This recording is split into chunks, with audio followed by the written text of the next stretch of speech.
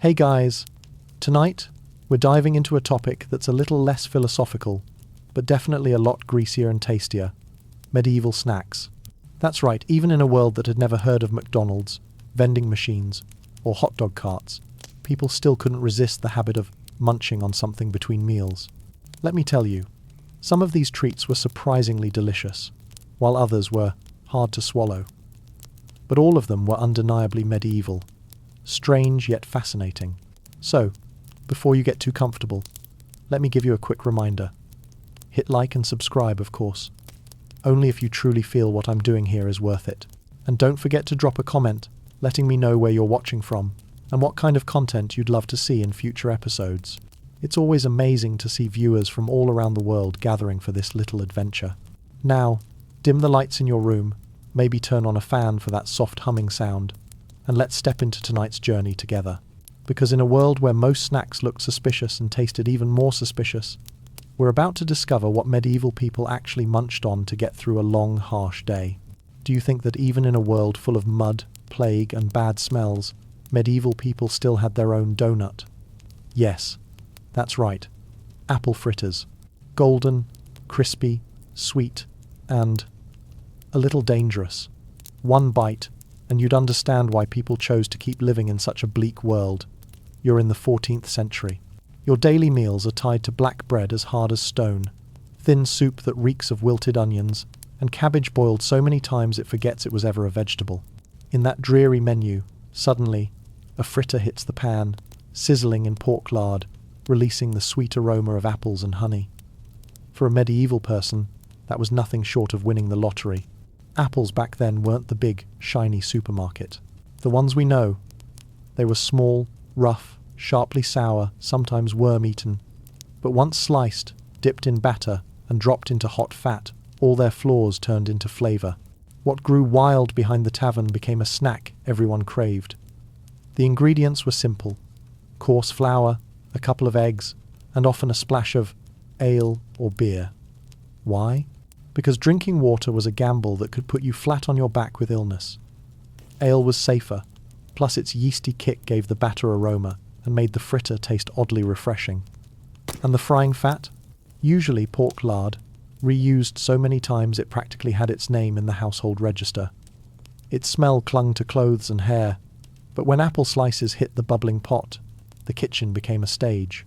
The sizzling sound, the smoky aroma, and suddenly, children swarmed like ants.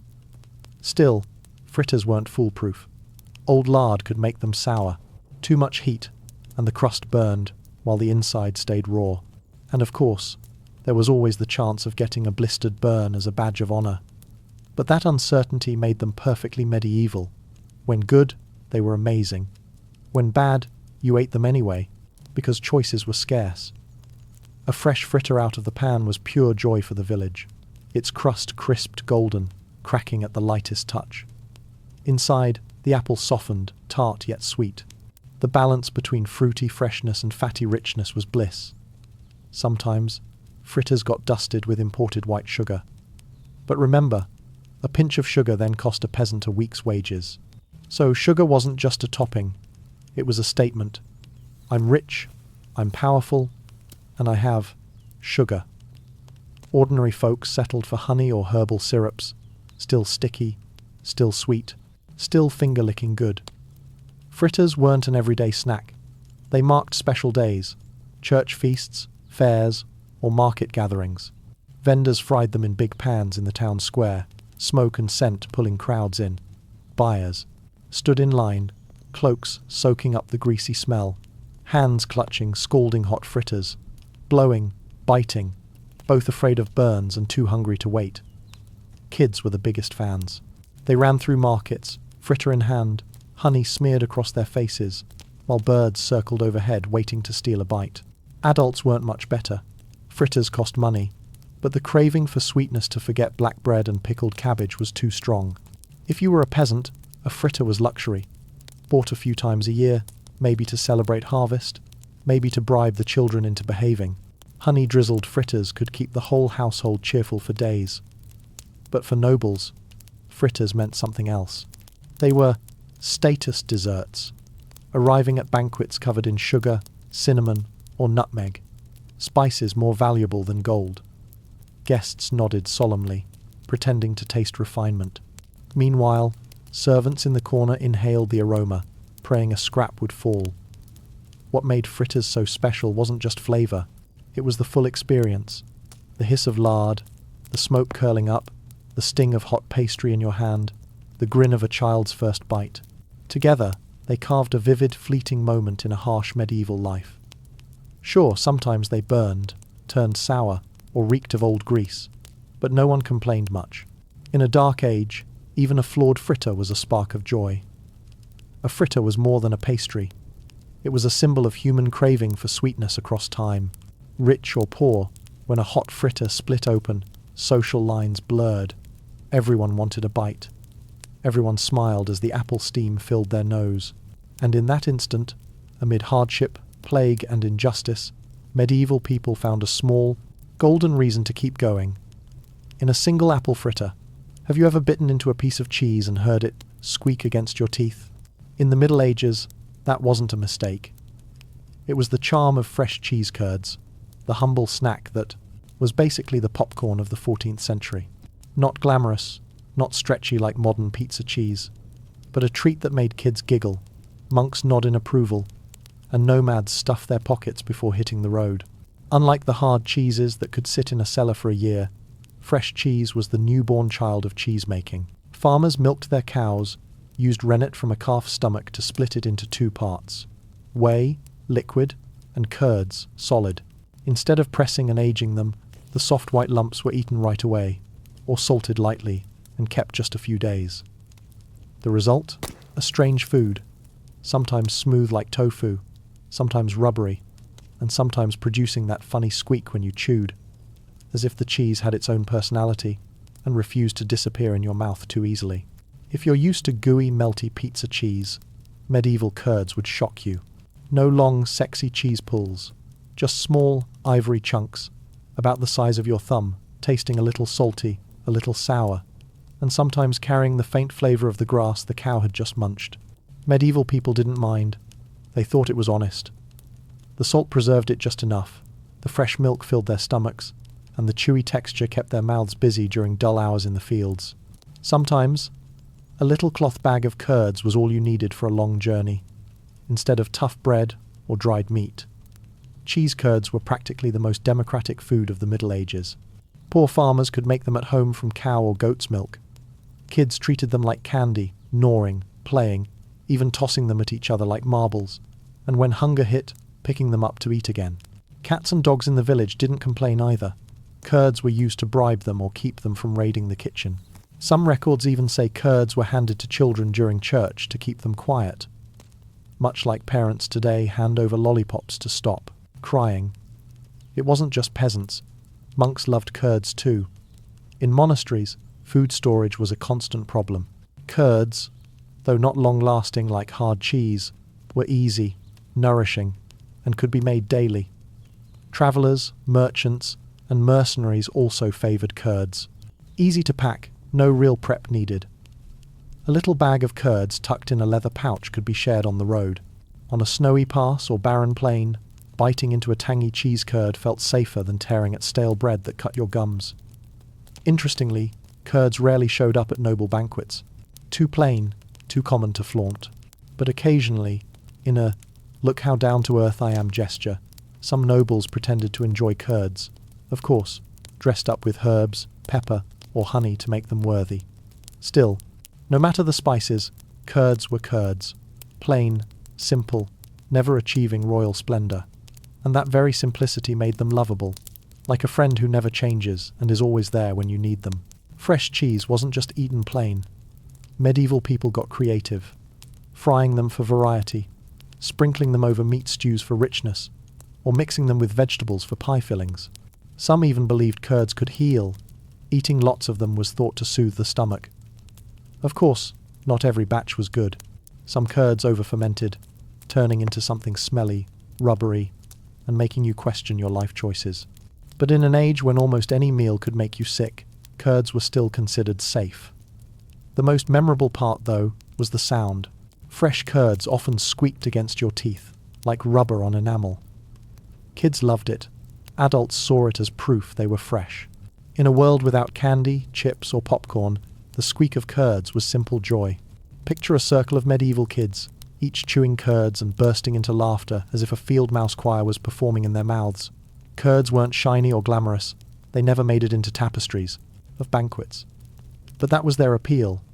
They were everyone's food. Peasants, monks, even wandering children. Each curd was a part of daily life. Warming your belly in winter, rewarding kids after chores, or becoming a quick meal on pilgrimage. They never overwhelmed you, but they never let you down either. Always humble, always ready, always carrying a bit of quirky character in every bite. If fresh cheese was the humble little snack that squeaked between your teeth, then turnip pie was desperation wrapped in dough. That's right, turnips were never meant to be dessert. But in a world where sugar was as expensive as gold, apples weren't in season year-round, and empty stomachs never waited, someone looked at a round white turnip and thought, well, why not throw it in a pie? And so, from calloused hands, turnip pie was born. Awkward, pitiful, yet stubbornly lasting in the memory of medieval food. Picture a 13th century peasant kitchen, a fire glowing in the hearth, a brass pot of turnip soup filling the air with its pungent smell, and on the table, a pile of freshly dug turnips, muddy and rough, not at all appetizing. The farmer's wife, with a little flour mixed with water and a lot of patience, grated the turnips, stirred in eggs, and sometimes, if luck allowed, added a drizzle of honey or a handful of dried fruit from the last harvest. All of it was stuffed into a thick dough crust and baked in a cracked stone oven. When the pie was done, the family gathered, blew on it to cool, and took a bite. If fortune smiled, the sweetness of honey masked the sharpness, and the softened turnip turned into a warm filling, like a poor man's pudding. If not, the whole batch reeked of bitterness, chewed like dry grass, and the family could only nod and tell themselves, at least it was still edible. The irony of turnip pie was its two faces. Made well, it became something oddly pleasant, filling, faintly sweet. Made badly, it was nothing more than livestock feed disguised as dessert.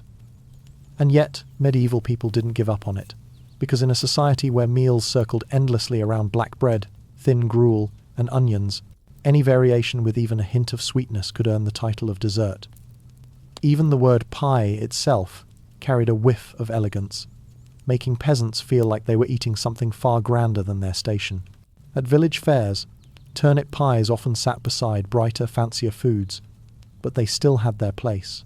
Sellers would call out with humour, "No apples today, no pears, but pies we've got. Fresh, hot turnip pies." Children who didn't care much for distinctions of taste still lined up, loving the feel of a hot pie in hand, crisp crust, soft filling, no matter the flavour. Adults ate with a grimace and a laugh, treating it like a joke played on their stomachs, a kind of humorous dare for the taste buds. Monks didn't miss out either. In monasteries, where strict fasting ruled, turnip pie was a fitting option. No meat, filling enough, and easy to make from what was at hand. Some recipes even added nutmeg, black pepper, or cinnamon, though only in wealthy monasteries, since spices were dearer than gold.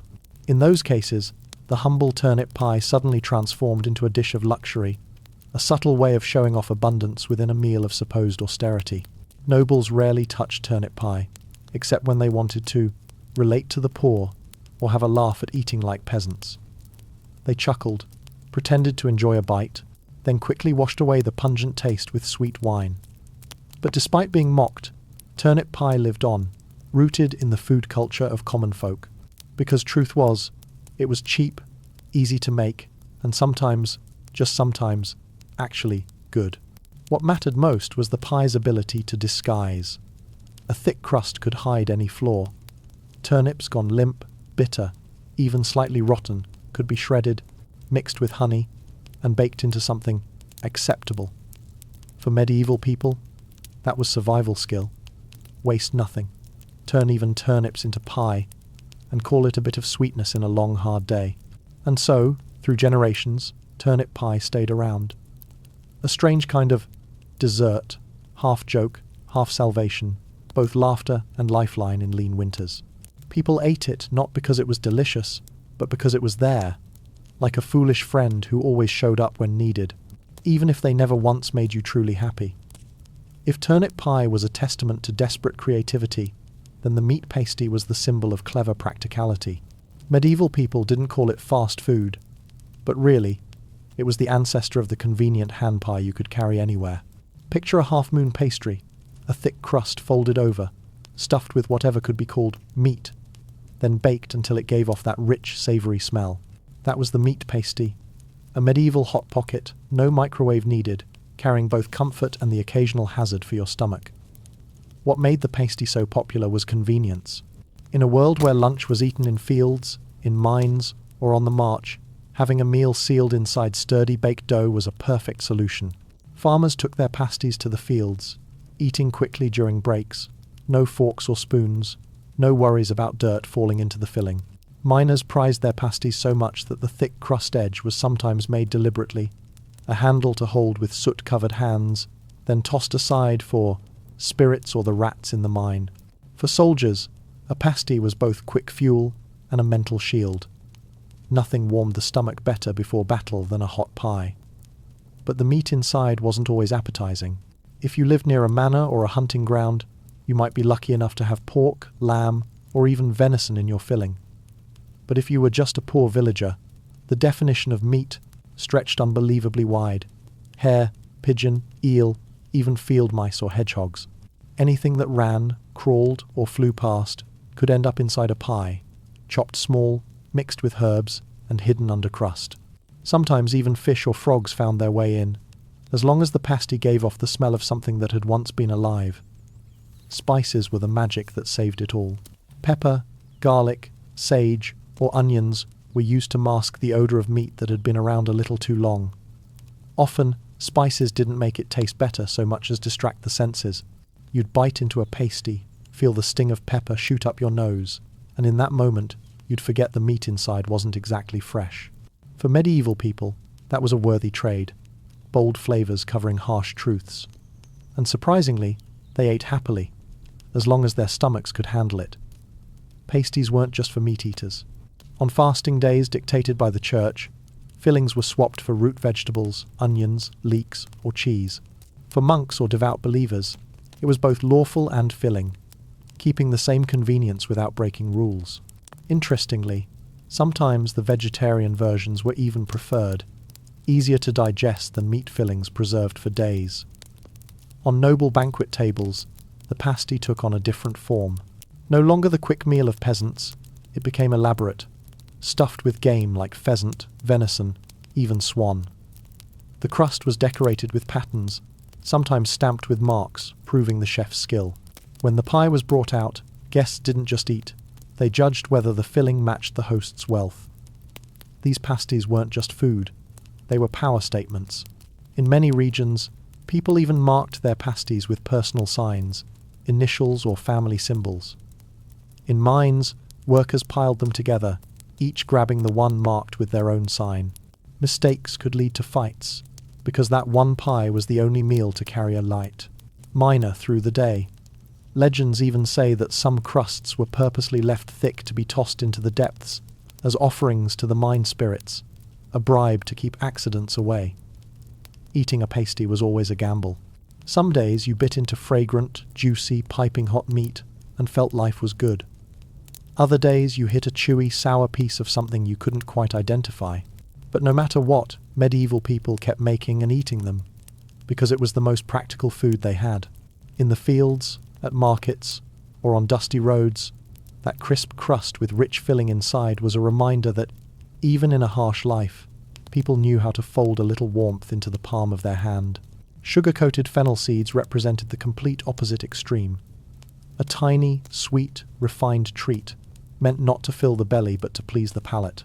Medieval people had very few options when it came to candy or sweets. Sugar was rare and expensive, honey was more common, but not always enough to turn into hard candy. That's why using fennel seeds, a familiar spice, coated in sugar to create bite-sized candies, was a brilliant invention, both luxurious and practical. Imagine a merchant returning from the East, carrying sacks of white sugar sparkling like crystal sand. Sugar back then wasn't something cheap to stir into tea, but sweet gold, a symbol of wealth. When boiled sugar was mixed and wrapped around little fennel seeds, it transformed a strong aromatic spice into a fancy candy. The sharp sweetness of sugar, combined with the warm, slightly pungent flavor of fennel, created a surprising contrast, stimulating and unusual. At banquets, nobles often used this candy as a breath freshener after heavy meals. When the air was thick with roasted meat, garlic, onions, and beer, a handful of sugar-coated fennel seeds came as salvation. Guests chewed them to refresh their mouths, their breath made pleasant, ready to keep conversing without worry of lingering odors. It was like the ancient version of mints or breath fresheners, only far more expensive and refined. But it wasn't just nobles who knew about them. Physicians and monks quickly recognized fennel's medicinal value. They believed fennel aided digestion, soothed bloating, and could even fight coughs. Wrapped in sugar, it wasn't just easier to eat, it became a sweet medicine. Children were given a few seeds for stomach aches, while adults believed they kept at bay the stomach pains so common with a diet heavy in grain and ale. In marketplaces, the sight of a vendor selling small packets of sugar-coated fennel seeds was like watching a street candy seller today. They weren't cheap, but everyone wanted a taste, because just a pinch made you feel wealthy. Children stared at the little sparkling white candies with longing eyes, while adults bought them to eat, and also to show off that they had money for such a rare luxury. What's fascinating is that fennel was normally tied to everyday cooking, in bread, soups, even sprinkled in herbal wine. But with a coat of sugar, it broke free from the kitchen and entered the world of desserts, becoming noble candy. It was a clear display of social hierarchy. The same seed, but how you prepared it decided whether it was peasant food or royal delight. Of course, there were knockoff versions for common folk. Without sugar, people used thick honey to coat fennel seeds and let them dry. The result was a sticky, soft candy that melted quickly, but still gave that sweet sensation. Poor children sometimes got this treat during festivals, and to them, it didn't matter. Candy was candy, still a little piece of heaven in a long day. On another level, sugar-coated fennel seeds were considered refined gifts. Nobles often wrapped them in small cloth bags, exchanging them as symbols of courtesy. A pouch of candies could carry promises, flirtation, even signs of affection. In a world short of luxury goods, those tiny candies held more meaning than they appeared. They were both gifts and sweet messages, sometimes tied to religious rituals or wedding traditions. Of course, not everyone loved them. Some complained the fennel flavor was too strong, overwhelming the sugar, making the candy taste both sweet and spicy, like a prank on the tongue. But perhaps that strange blend was exactly what made them popular. It felt different, unlike the simple sweetness of honey. Picture a crowded banquet in a castle. After the wine was drained and the meat was gone, servants appeared with small silver trays of glistening sugar-coated fennel seeds. Guests reached for them, chewing slowly, letting the sweetness and herbal aroma spread. Laughter rang out, conversation carried on, and in that moment, the tiny candies served as bridges, refreshing the mouth, warming the heart, and showing off the host's wealth. For medieval people, this was the perfect mix of luxury and utility. A small candy, simple in form, but carrying status, health, and joy all at once. Those sugar-coated fennel seeds, no bigger than a fingernail, could say more than the grand dishes laid out across the banquet table. Medieval people loved honey, not just because it was sweet, but because it was the only sweetness nature gave them more generously than imported sugar from the East. Honey could be stored for a long time, was easy to find in the countryside, and was tied to the image of abundance. Honey cake, therefore, wasn't just food. It was a symbol of joy, reunion, and sometimes a subtle display of wealth for families who could afford it. Imagine a summer market in a small 13th century European village. A merchant sets up a wooden stall, hanging golden brown honey cakes, their tops shining, sometimes stamped with wooden molds carved into crosses or strange patterns. The smell of honey drifts sweetly through the air, mingling with hay, sweat, and smoke from roasting meat stalls. People crowd around to buy cakes not only to eat, but to bring home as gifts, to place on household altars, or to offer to monasteries as a form of devotion. Recipes for honey cakes varied, but the core was always flour, honey, and sometimes eggs, butter, or milk, if the household was well off. As for spices, there might be cinnamon, ginger, nutmeg, luxuries only wealthy families dared to buy. But whether simple or elaborate, honey cakes shared one trait. dense, firm, and sweet enough to last weeks, even months, without spoiling. People often baked many, hung them up, and ate them gradually. When they turned hard, they dipped them in ale or wine to soften them. Children adored them most of all. A honey cake could be the greatest reward on a holiday, making them nibble tiny bites, holding the sweetness in their mouths as long as possible. Stories tell of children chewing until their teeth wobbled, yet refusing to stop because they didn't want to waste a crumb. For them, honey cakes weren't just food, but memories, birthday candy of the Middle Ages, the treat that made their eyes light up in a world of scarcity. Adults, meanwhile, saw honey cakes as food for grand occasions. At weddings, feasts, or religious ceremonies, the presence of honey cakes signaled that the event was solemn and abundant. Monks often wrote that honey carried sacred qualities, symbolizing light and purity, so these cakes were sometimes seen as offerings. Many monasteries even guarded their own secret recipes, handed down like treasures, used for fundraising or welcoming pilgrims. Honey cakes had another charm. They could travel with medieval people. Merchants on long journeys carried them because they didn't mold, didn't spoil, and packed enough energy to endure the road. Mercenaries loved them too, for their convenience, sweetness, and morale-boosting power during weary marches. In collective memory, honey cakes became a symbol of endurance, sweetness that lasted, just like human faith and hope in hard times. The difference between common honey cakes and noble versions showed most in decoration and spices. In villages, cakes were plain squares or rounds, sometimes with burnt edges, rough on the surface. But in castles, bakers used carved wooden molds for intricate designs, sprinkled almonds, imported dried fruit, and turned cakes into edible displays. Grand feasts often featured giant honey cakes, sliced ceremoniously for guests. A piece of cake didn't just taste sweet, it sent a message. The host is rich enough to use honey and rare spices. Still, let's be honest, honey cakes weren't always tasty. Without modern baking techniques, many turned rock hard, forcing people to shave off thin slices or soak them in beer before biting. Sometimes they reeked of smoke from wood-fired ovens, or tasted so cloyingly sweet they made faces scrunch. But for villagers, none of that mattered. In a world with so little sweetness, anything flavored with honey was worth savoring. In medieval medical texts, honey was also considered medicine.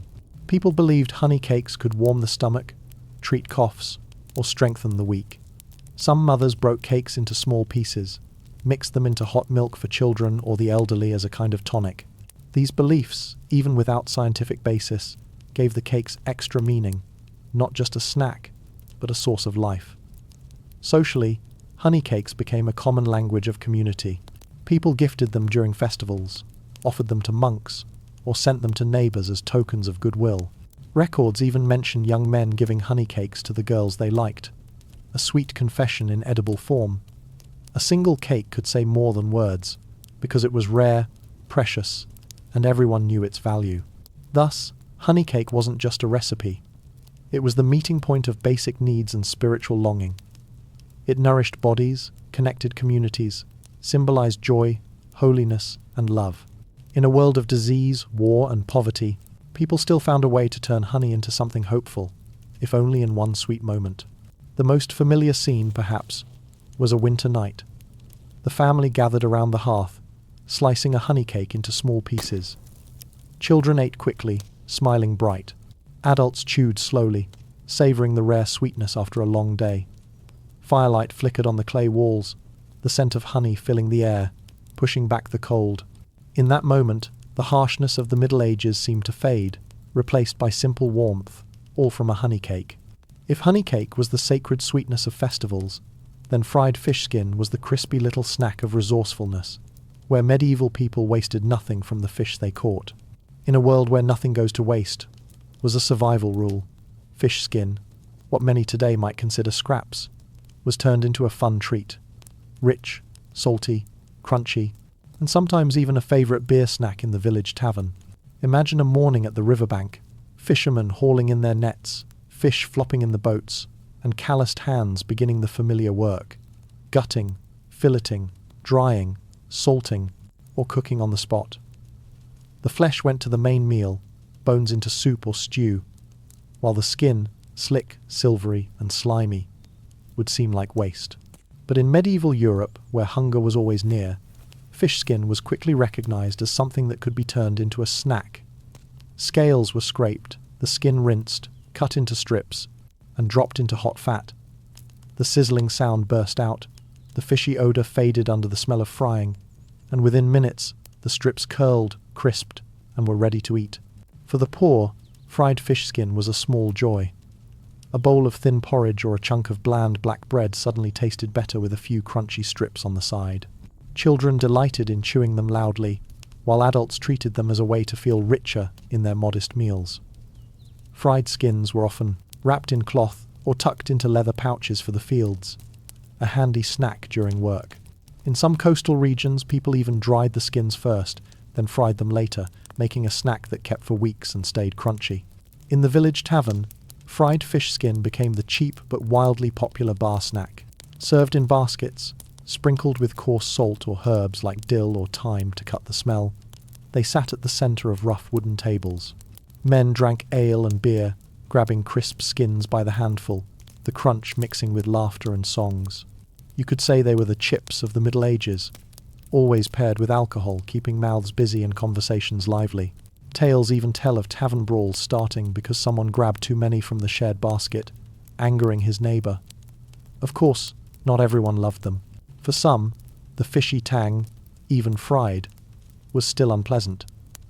Especially when the cooking fat had been reused too many times, the smell of fried skin could be overwhelming. But that didn't stop its popularity, because in the medieval foodscape, this was one of the rare things that was cheap, easy, and downright addictive.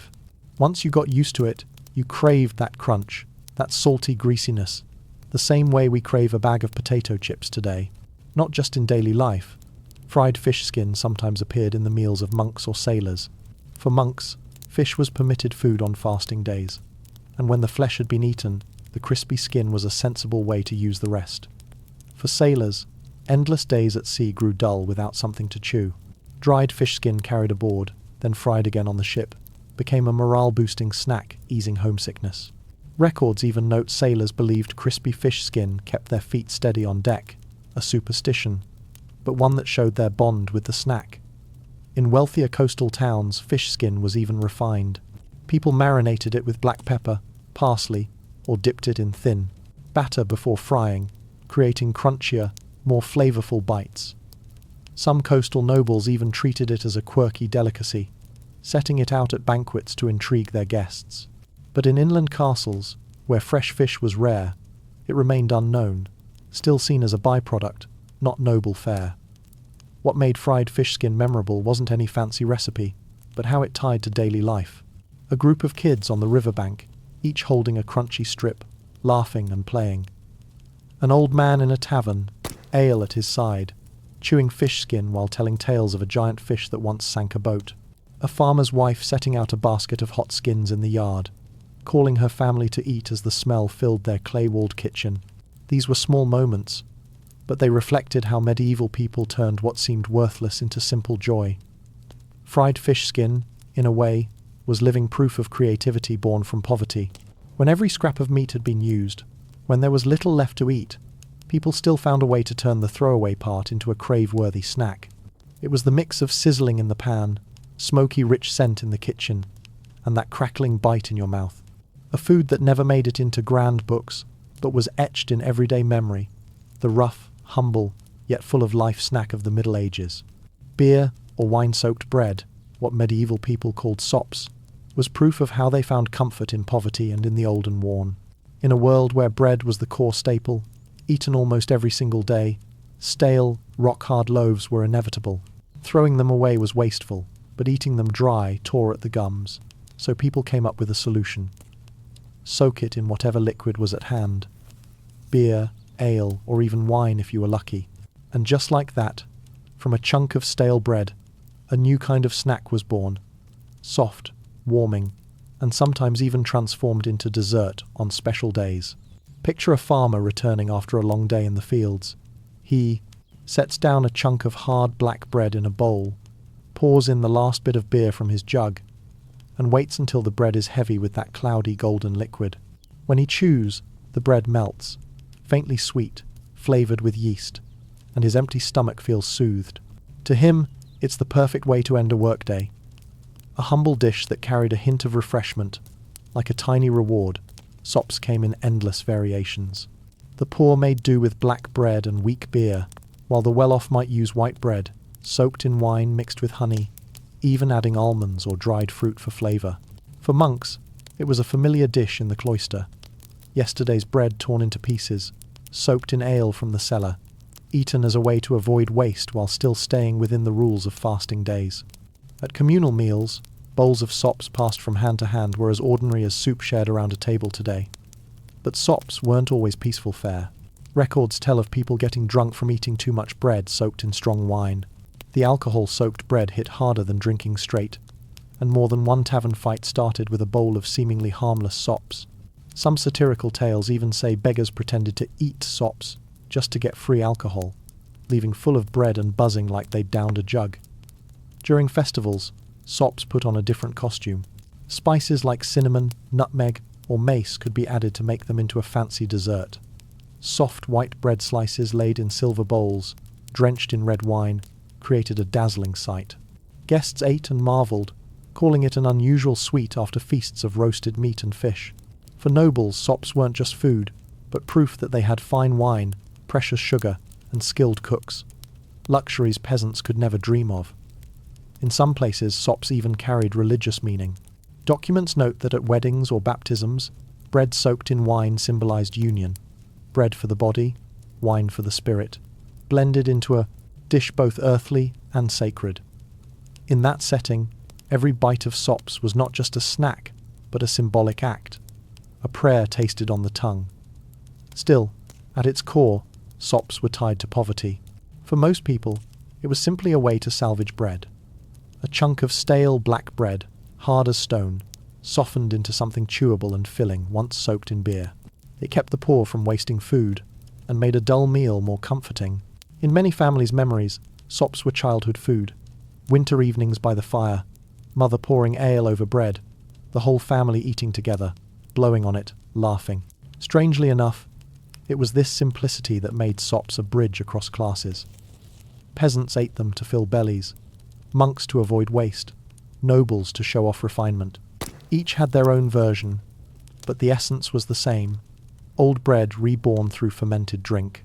In a society divided by class, few foods were as universal, reminding everyone that no one liked to waste bread.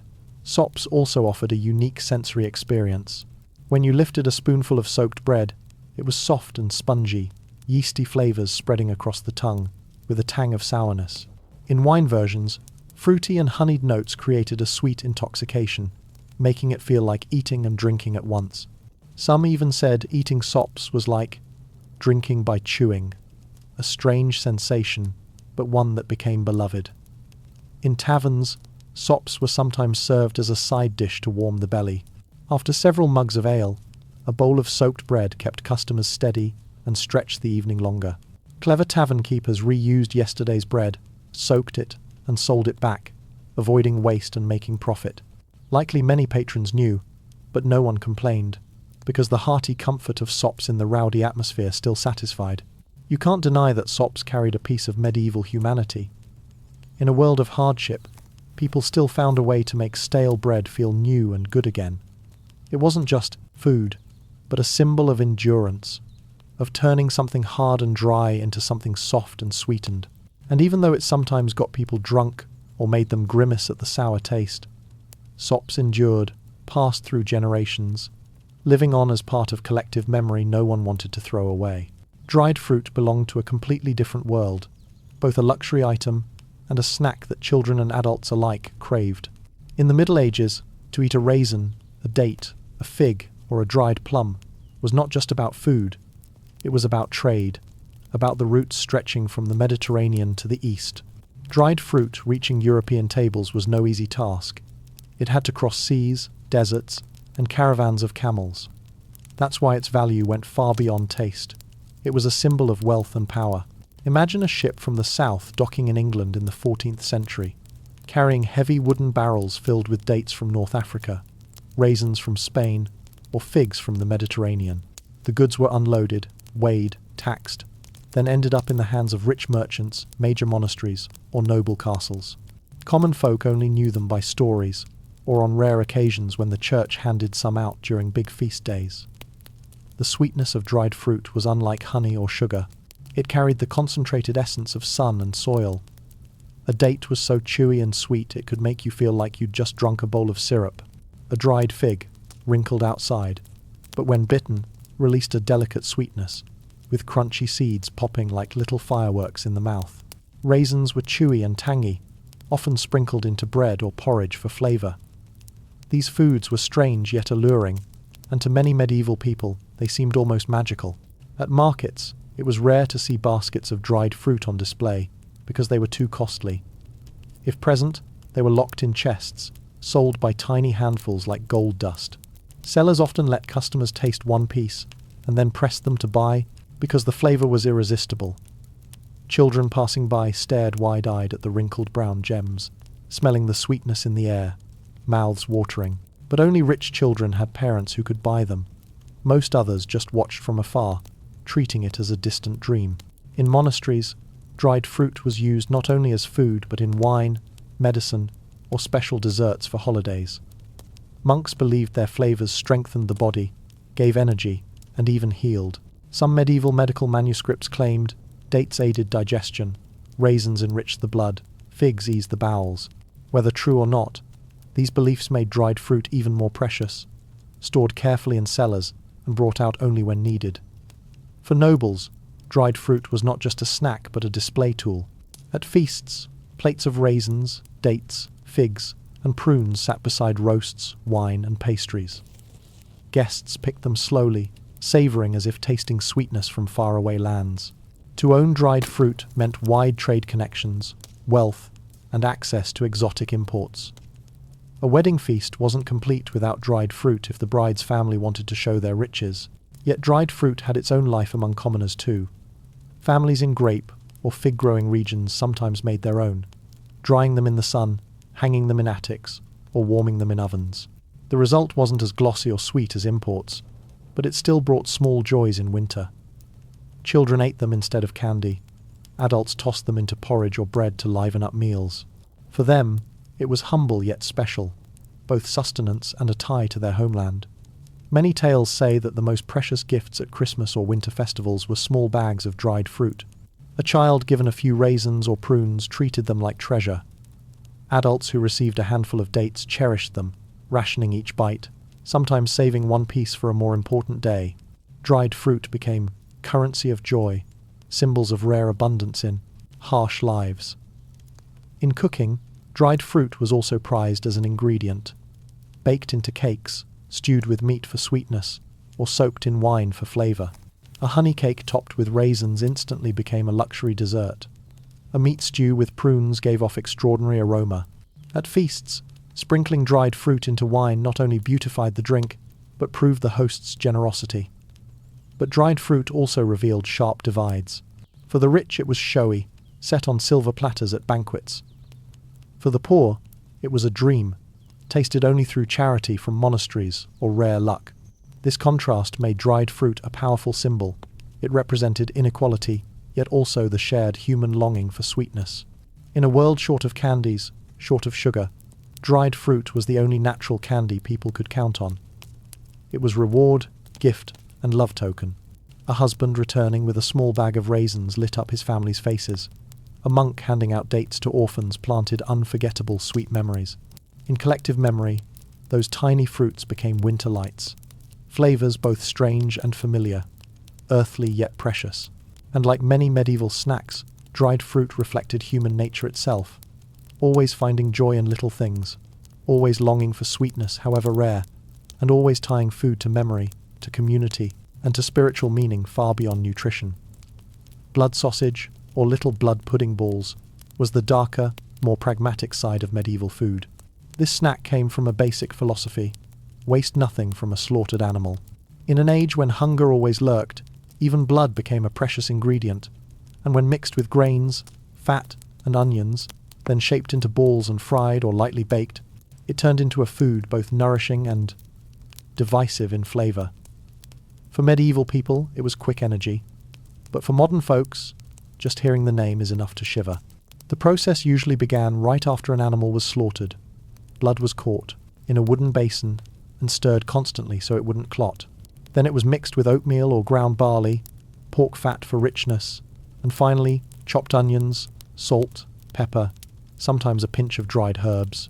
The thick black mixture was shaped into small balls, wrapped in a thin casing or simply rolled in flour, then fried in hot fat.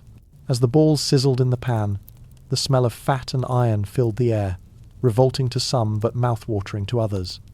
The taste was not subtle.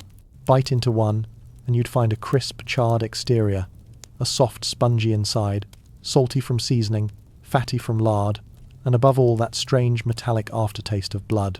To medieval commoners, that meant dense nutrition, a full belly, and strength for labour. To children, it was both terrifying and exciting. Terrifying for its black colour and smell. Exciting because it was one of the rare luxuries the whole village didn't always have. In taverns, blood pudding balls were a favourite drinking snack. Served by the plateful alongside ale or beer, they quickly filled tables with laughter, shouting, and the crunch of bites. They were customer keepers, cheap to make, heavy enough to keep people drinking longer without collapsing. In some places, they were even thought to give strength, since anyone who ate plenty of blood pudding could supposedly work late or fight hard after a few mugs of ale. In monasteries and villages, blood sausage was tied to butchering season. When winter neared, pigs were slaughtered for the year's meat, and that was when fresh blood was plentiful. It didn't keep long, so it had to be cooked and eaten quickly.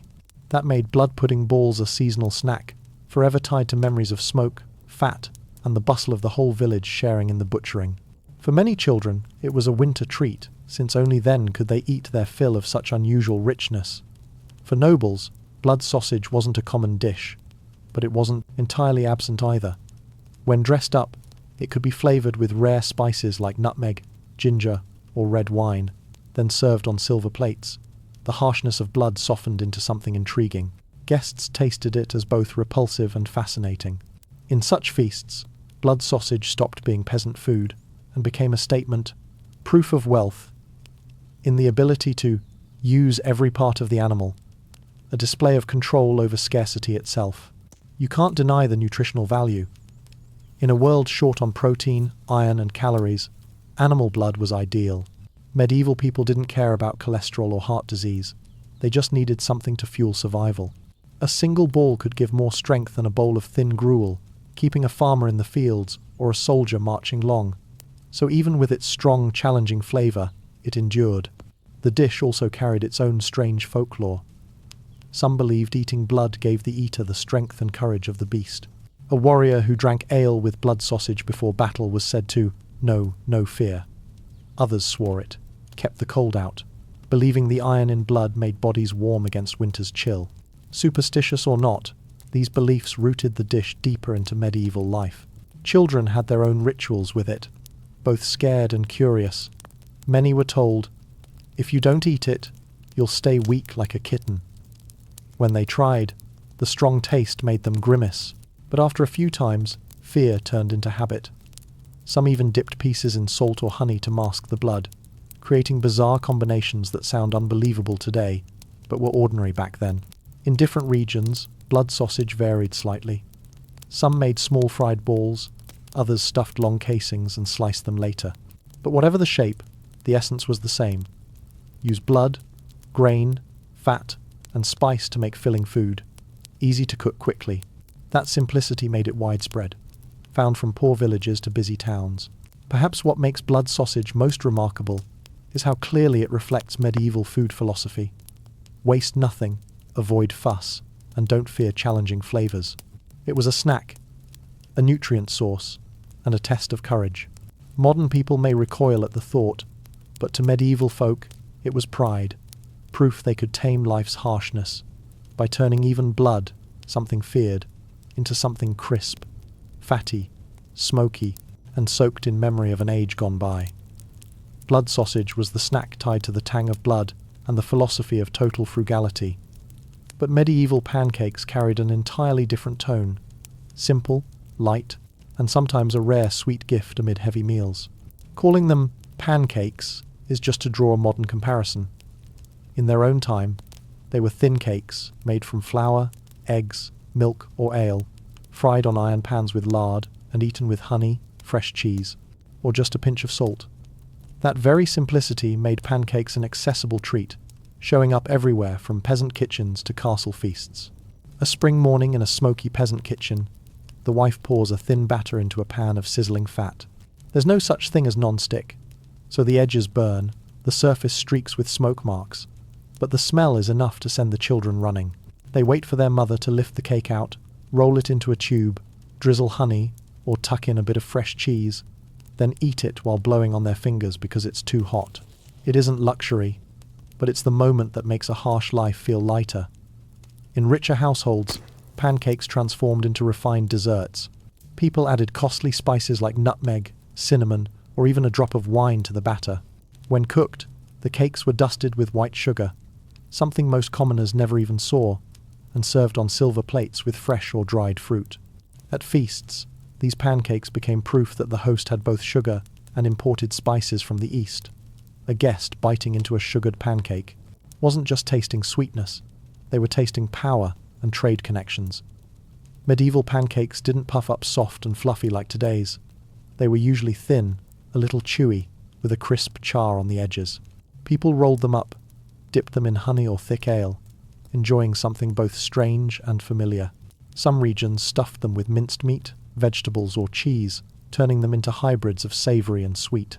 This flexibility made pancakes a snack that shifted with circumstance. Plain for peasants, fancy for nobles, handy for travelling merchants. In village taverns, pancakes were sold as stomach fillers. Drunk patrons ordered hotcakes with beer to stretch the night longer. They were cheaper than meat, easy to make from flour and fat, so every tavern loved them. In the noisy rooms, the sound of frying pans crackled non-stop. Fat smoke filled the air, and plates of pancakes flew from hand to hand faster than the cook could keep up. For villagers, it was a simple joy, chewing soft, chewy cakes while clinking mugs and laughing in the flicker of oil lamps. Pancakes also had a place in religious ritual. In some areas, they were made at Shrovetide, when people used up milk, eggs, and butter before fasting.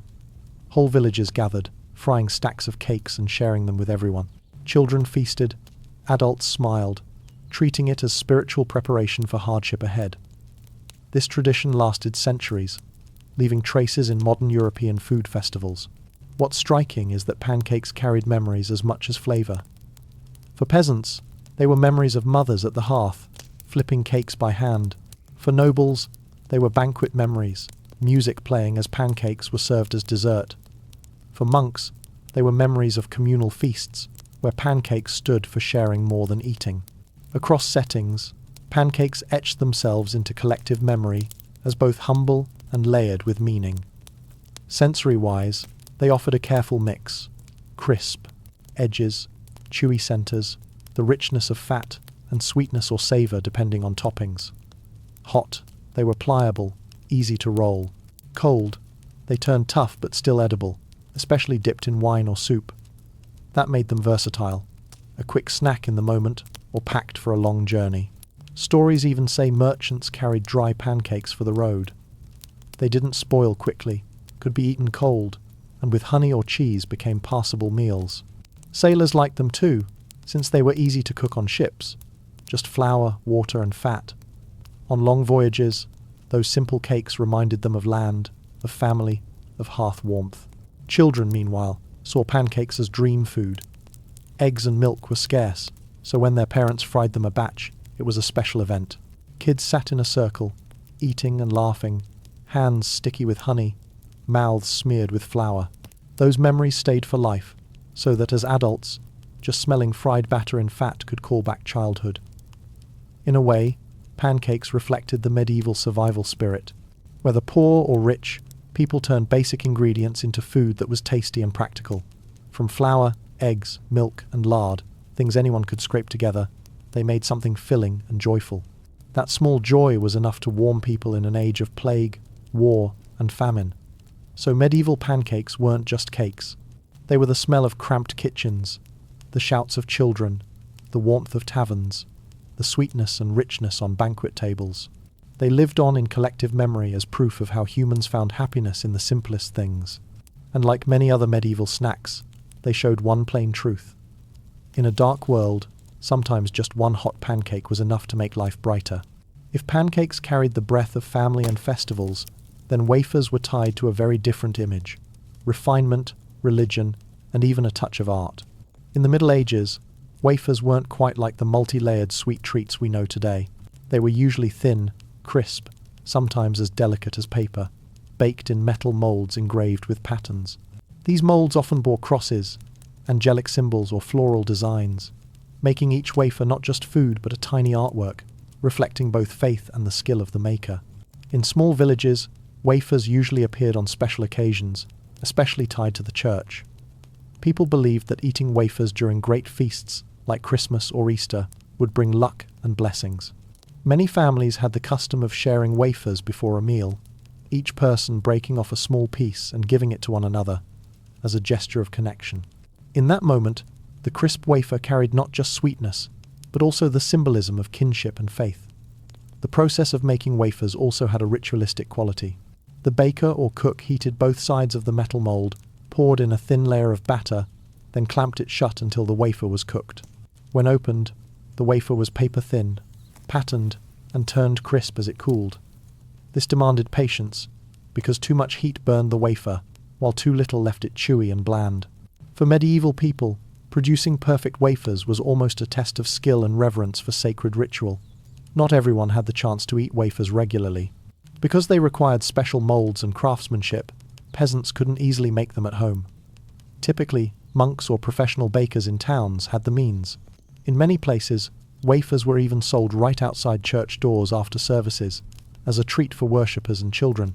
The sight of children beaming, holding thin, crisp wafers, nibbling as they walked, became a familiar feature of community life. For nobles, wafers held a different status. They weren't just simple snacks, but were served to close out long banquets. After platters of roasted meat, stewed fish, and heavy bread, presenting a tray of delicate wafers sprinkled with sugar, cinnamon, or even dipped in sweet wine was a styles. The way to end on a light, refined note. Records tell us that royal feasts often paired wafers with Gascon wine or mead, creating an elegant blend of crunch, sweetness, and warm alcohol.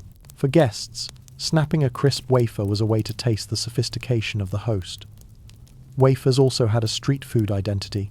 At village fairs, bakers set up stalls with hot irons, pouring batter right in front of buyers, clamping, waiting, and then opening to reveal fresh, fragrant wafers. Passers-by bought them hot, munching as they strolled, the crunch mixing with music, chatter, and the chaos of the fairground. It wasn't just food, it was an experience, alive with the energy of medieval public life. Children were perhaps wafers' biggest fans, because they were light, easy to eat, and not heavy like fatty meats or bread. One crisp wafer in a child's hand felt like treasure. Many held them up to admire the embossed patterns, reluctant to bite, nibbling piece by piece to stretch out the joy. But wafers also carried bittersweet moments. For the poor, tasting one was rare, almost only on feast days. Peasant children peered through church gates, watching wealthier kids munch wafers and laugh, feeling both longing and envy. Meanwhile, nobles could have as many as they wished, sometimes dismissing them as mere preludes to richer desserts. That contrast turned wafers into a tiny social symbol, humble yet noble, unifying yet divisive. Religiously, wafers were linked to the image of the communion host in Catholic ritual, though snack wafers were entirely different in recipe and purpose. Their thin, pale, crisp appearance reminded people of the sacred bread. That resemblance gave them a spiritual layer. Eating one felt like sharing in something holy. This accident of symbolism made wafers more special, lifting them from simple snack to something that touched the spiritual life. Seen from afar, wafers were a crossroads of three worlds: sacred, everyday, and luxurious.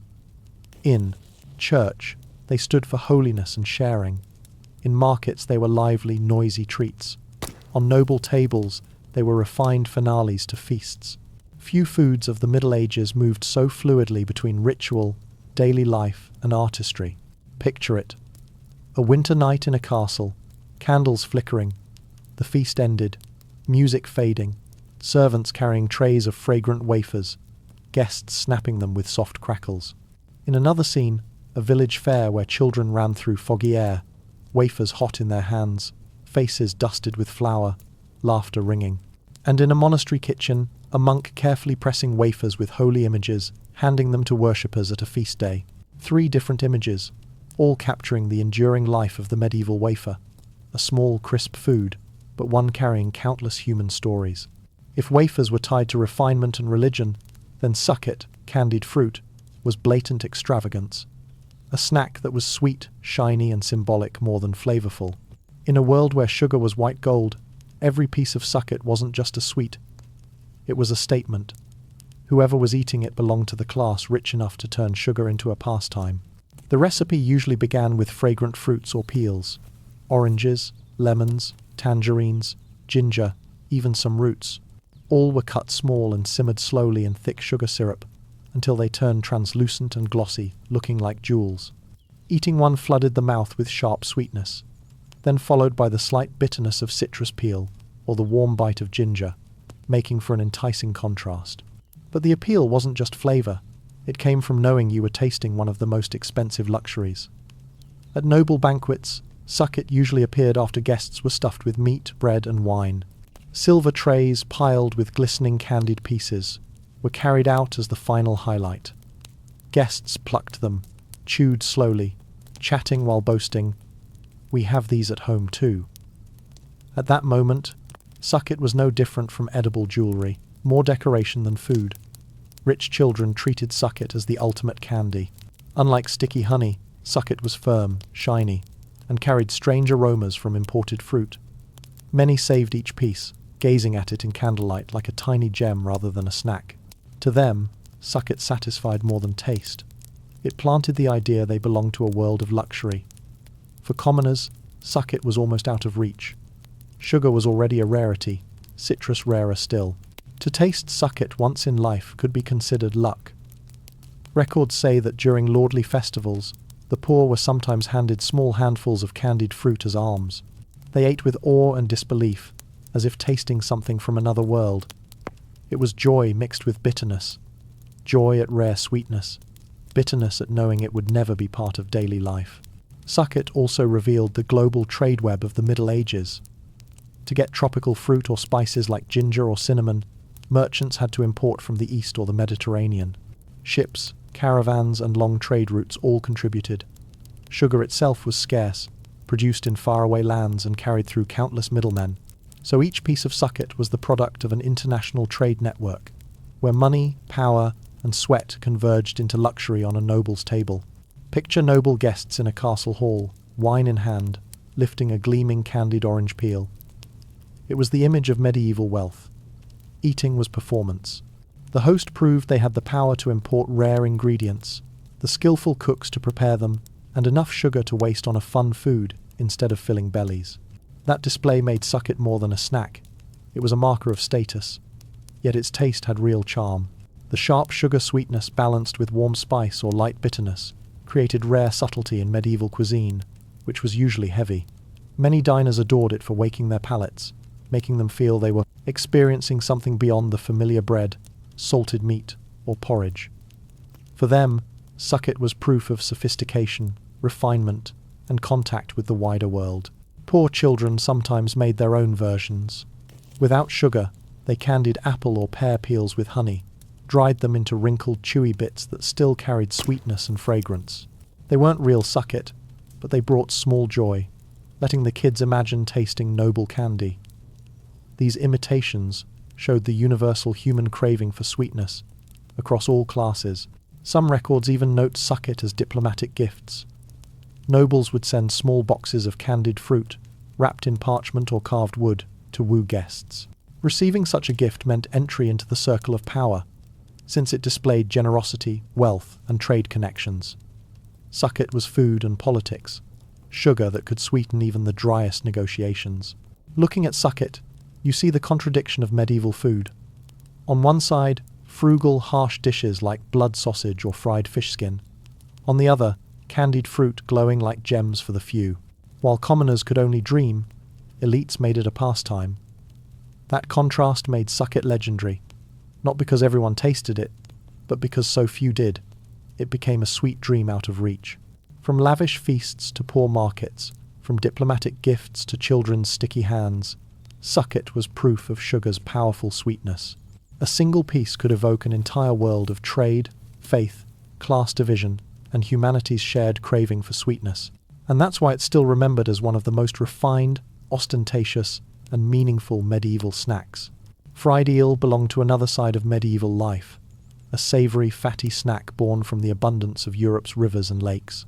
Eels, those slippery fish living in both fresh water and estuaries, were easy to catch, easy to raise, and a plentiful food source for riverside communities. In the food landscape of the good time, eels showed up everywhere, from peasant tables to royal banquets. But when fried crisp, they became a true street-style snack, both humble and distinctive.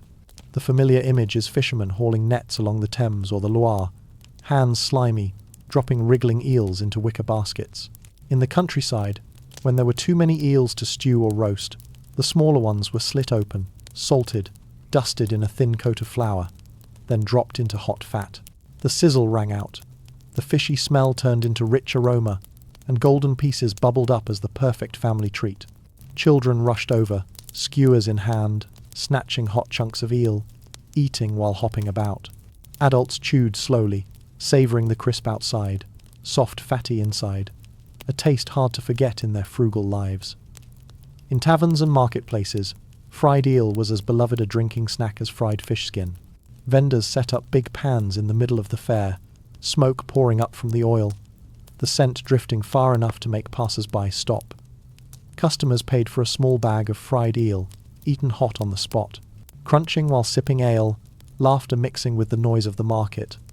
That was the moment when fried eel truly became medieval fast food. No fine tables needed, just hot oil and fresh eels were enough to draw a crowd. But fried eel wasn't only street food. In many monasteries, eel was an important staple, since it counted as fish and was allowed on fasting days. Monks usually boiled, stewed, or roasted them, but when they wanted variety, they too dropped eels into hot fat for a crunchy, easy meal. Records note that eels were also preserved by salting or smoking, then later fried. So fried eel wasn't just a snack, it was part of food storage, helping people survive long winters. Among nobles, fried eel appeared too, but dressed up in extravagance. The eel was cut into chunks, seasoned with costly spices like pepper, ginger, nutmeg, then fried in fat or imported olive oil. The result was a dish both fragrant and gently spiced, served on silver platters with special sauces. Guests tasted not only the crisp and fat, but also the warmth of exotic spices peasants could never know. At lavish feasts, fried eel became a showcase of refined taste, proof that even peasant food could be turned into delicacy with seasoning and presentation. Nutritionally, eel was rich in fat and energy, making it precious. Medieval people didn't know about protein or vitamins, but they knew eating eel gave them strength to work and endure the cold.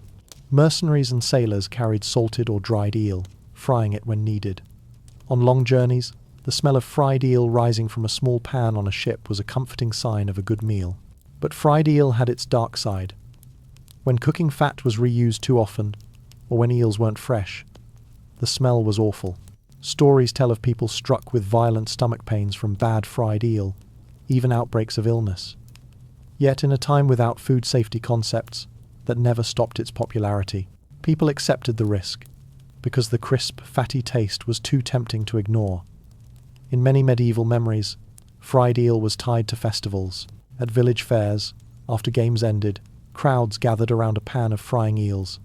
Children fought over small pieces, adults sipped beer, music played. The dish was more than flavour. It bonded the community, much like modern festival street food stalls do. Fried eel also carried symbolism. Slippery, twisting eels had long been linked with mystery, even danger.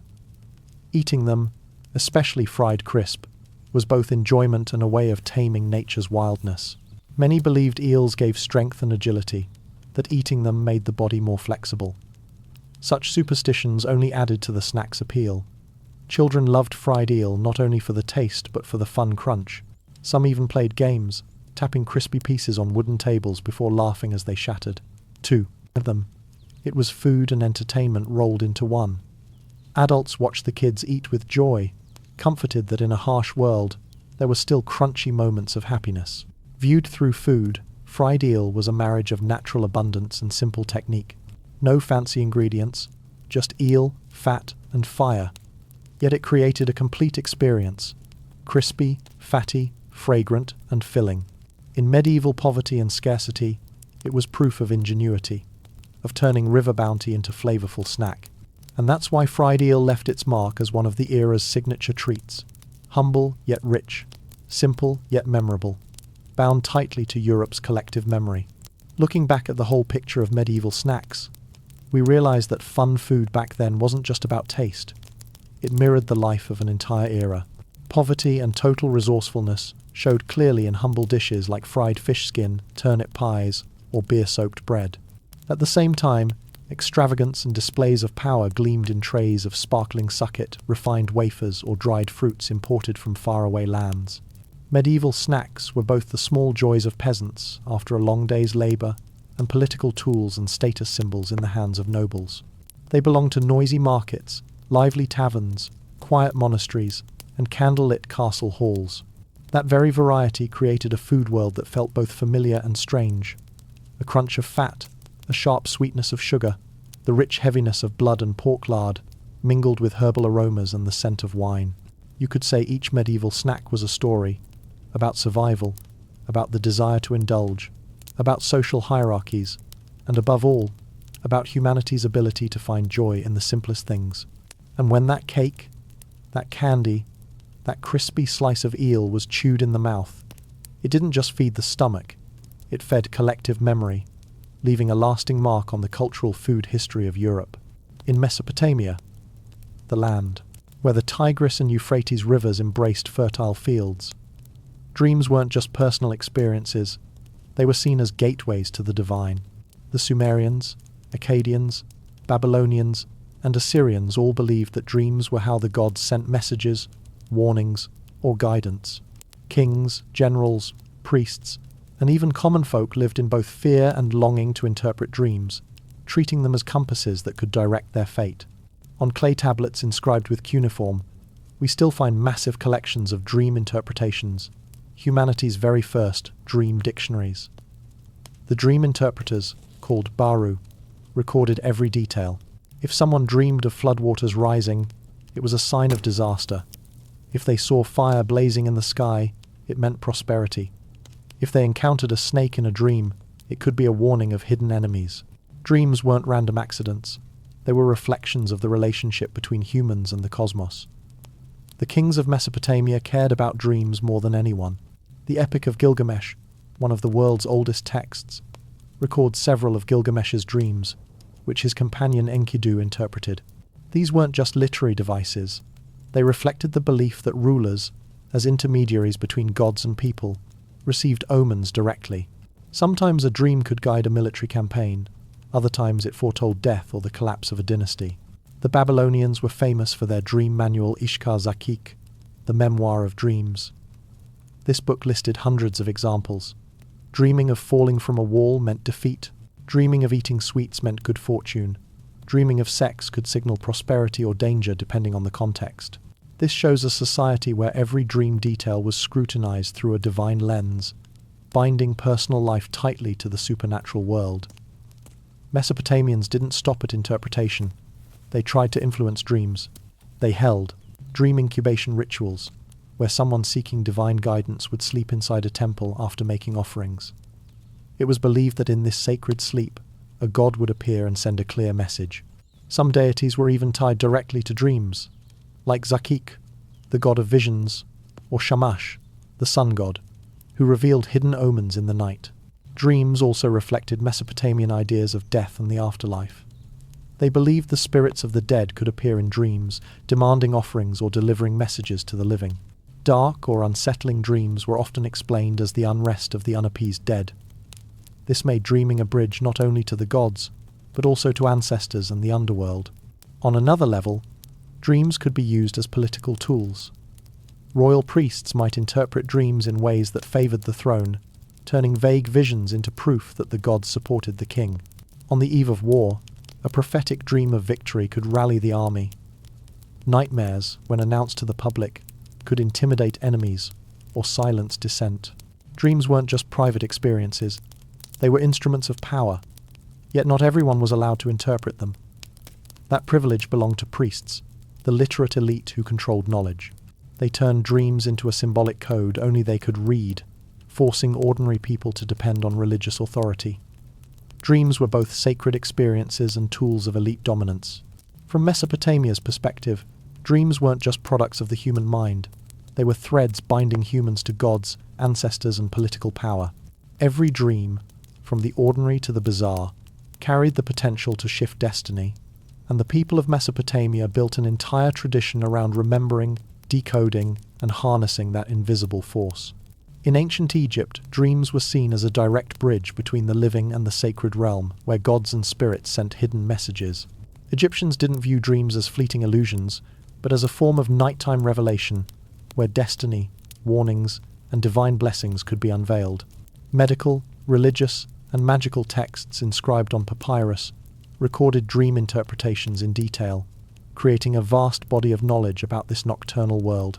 One of the most famous documents is Papyrus Chester Beatty III, dating to around 1275 BCE, which contains a long list of common dreams with their interpretations. This text is like one of humanity's first dream manuals. If someone dreamed of looking through a window, it was a good sign of protection. But if they dreamed of standing on water, it was a bad omen.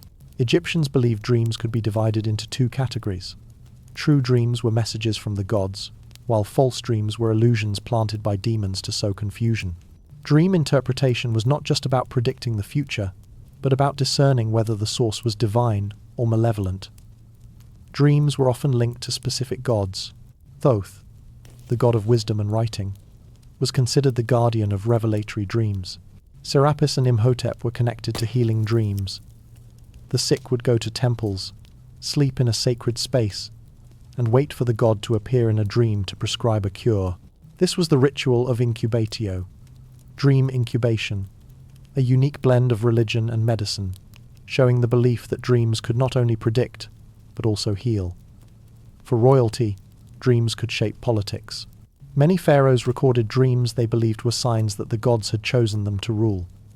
The dream stele of Thutmose IV, carved between the paws of the Great Sphinx at Giza, is the clearest example. In his dream, the Sphinx promised him Egypt's throne if he cleared the sand covering its body.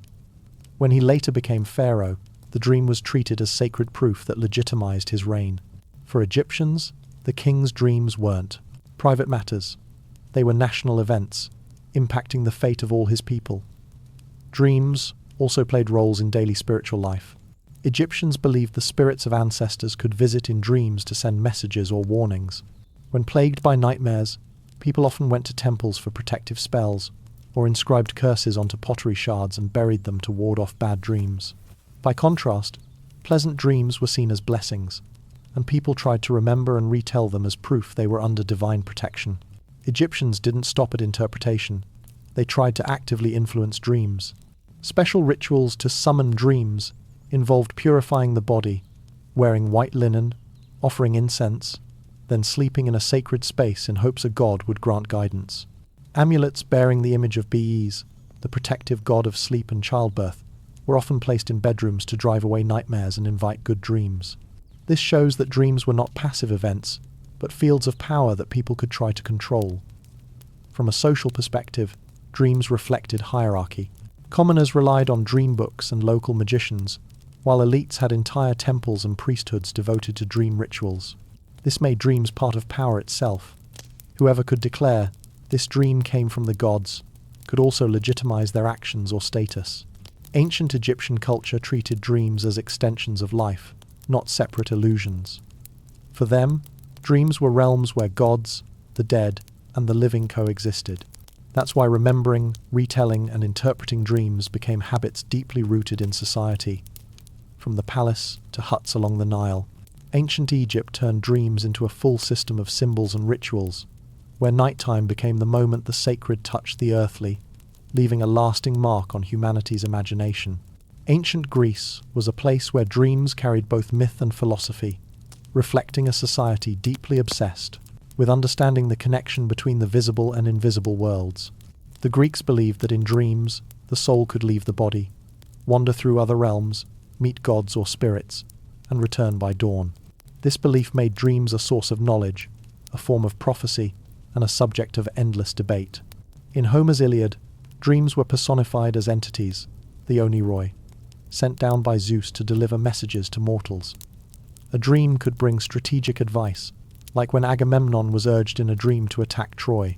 But dreams could also deceive, planting illusions, since the gods didn't always reveal the truth. This duality reflected the Greek view. Dreams were both gateways to truth and dangerous veils of deception. The Greeks also developed the tradition of incubatio, dream incubation in temples. Those seeking cures or visions of the future would visit the sanctuary of Asclepius, the god of healing. After purification and ritual offerings, they would sleep in the sacred space, believing that in their dreams, Asclepius or his holy serpents would appear to give remedies or blessings. Inscriptions discovered in Asclepius's temples record miraculous dream healings, the blind seeing, the sick restored to health. For ancient Greece, dreams were not only omens, but instruments of healing, essential to both medicine and religion. Over time, dreams became a topic for philosophers. Heraclitus, Plato, and Aristotle all wrote about them. Plato saw dreams as the stage where primal instincts emerged. When reason slept, desires and impulses took over. For him, dreams exposed hidden longings masked during waking life. Aristotle took a more rational approach. In De Insomniis, on dreams, he argued dreams were not divine but physiological, leftover bodily sensations during sleep, forming images in the mind. This was an early scientific step in dream theory, laying groundwork for later Western thought. Yet regardless of philosophy, in everyday life, Greeks still treated dreams as channels to the supernatural. They believed there were two gates of dreams, the gate of ivory, which brought false dreams, and the gate of horn, which delivered true ones. Those who could tell which gate a dream passed through would know whether it was divine revelation or mere illusion. Dream interpreters, the oneiromantes, thus became vital figures, advising both commoners and statesmen. A dream properly interpreted at the right moment could alter the destiny of a city-state, determining whether to fight or retreat in war. Dreams also played major roles in Greek tragedy. Playwrights like Aeschylus, Sophocles, and Euripides used prophetic dreams to foreshadow unavoidable doom. In Oresteia, Clytemnestra's dream of giving birth to a snake foretold her death at the hands of Orestes. Here, dreams weren't just dramatic devices, but reflections of the belief that dreams held irresistible power over human fate. In ancient Greece, dreams carried many layers: divine messages, medicine, philosophy, and art.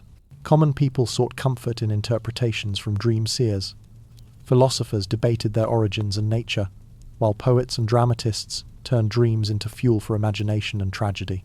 All of this combined to create a rich tradition where dreams were both supernatural mysteries and mirrors of the Greek soul and reason. Prophetic dreams are one of the most striking aspects of the ancient imagination. In every culture, people believed that some dreams didn't just reflect the personal mind, but unveiled the future, foretelling great events yet to come. To them, seeing omens in dreams meant the gods were sending messages, and ignoring or misinterpreting them could lead to disaster.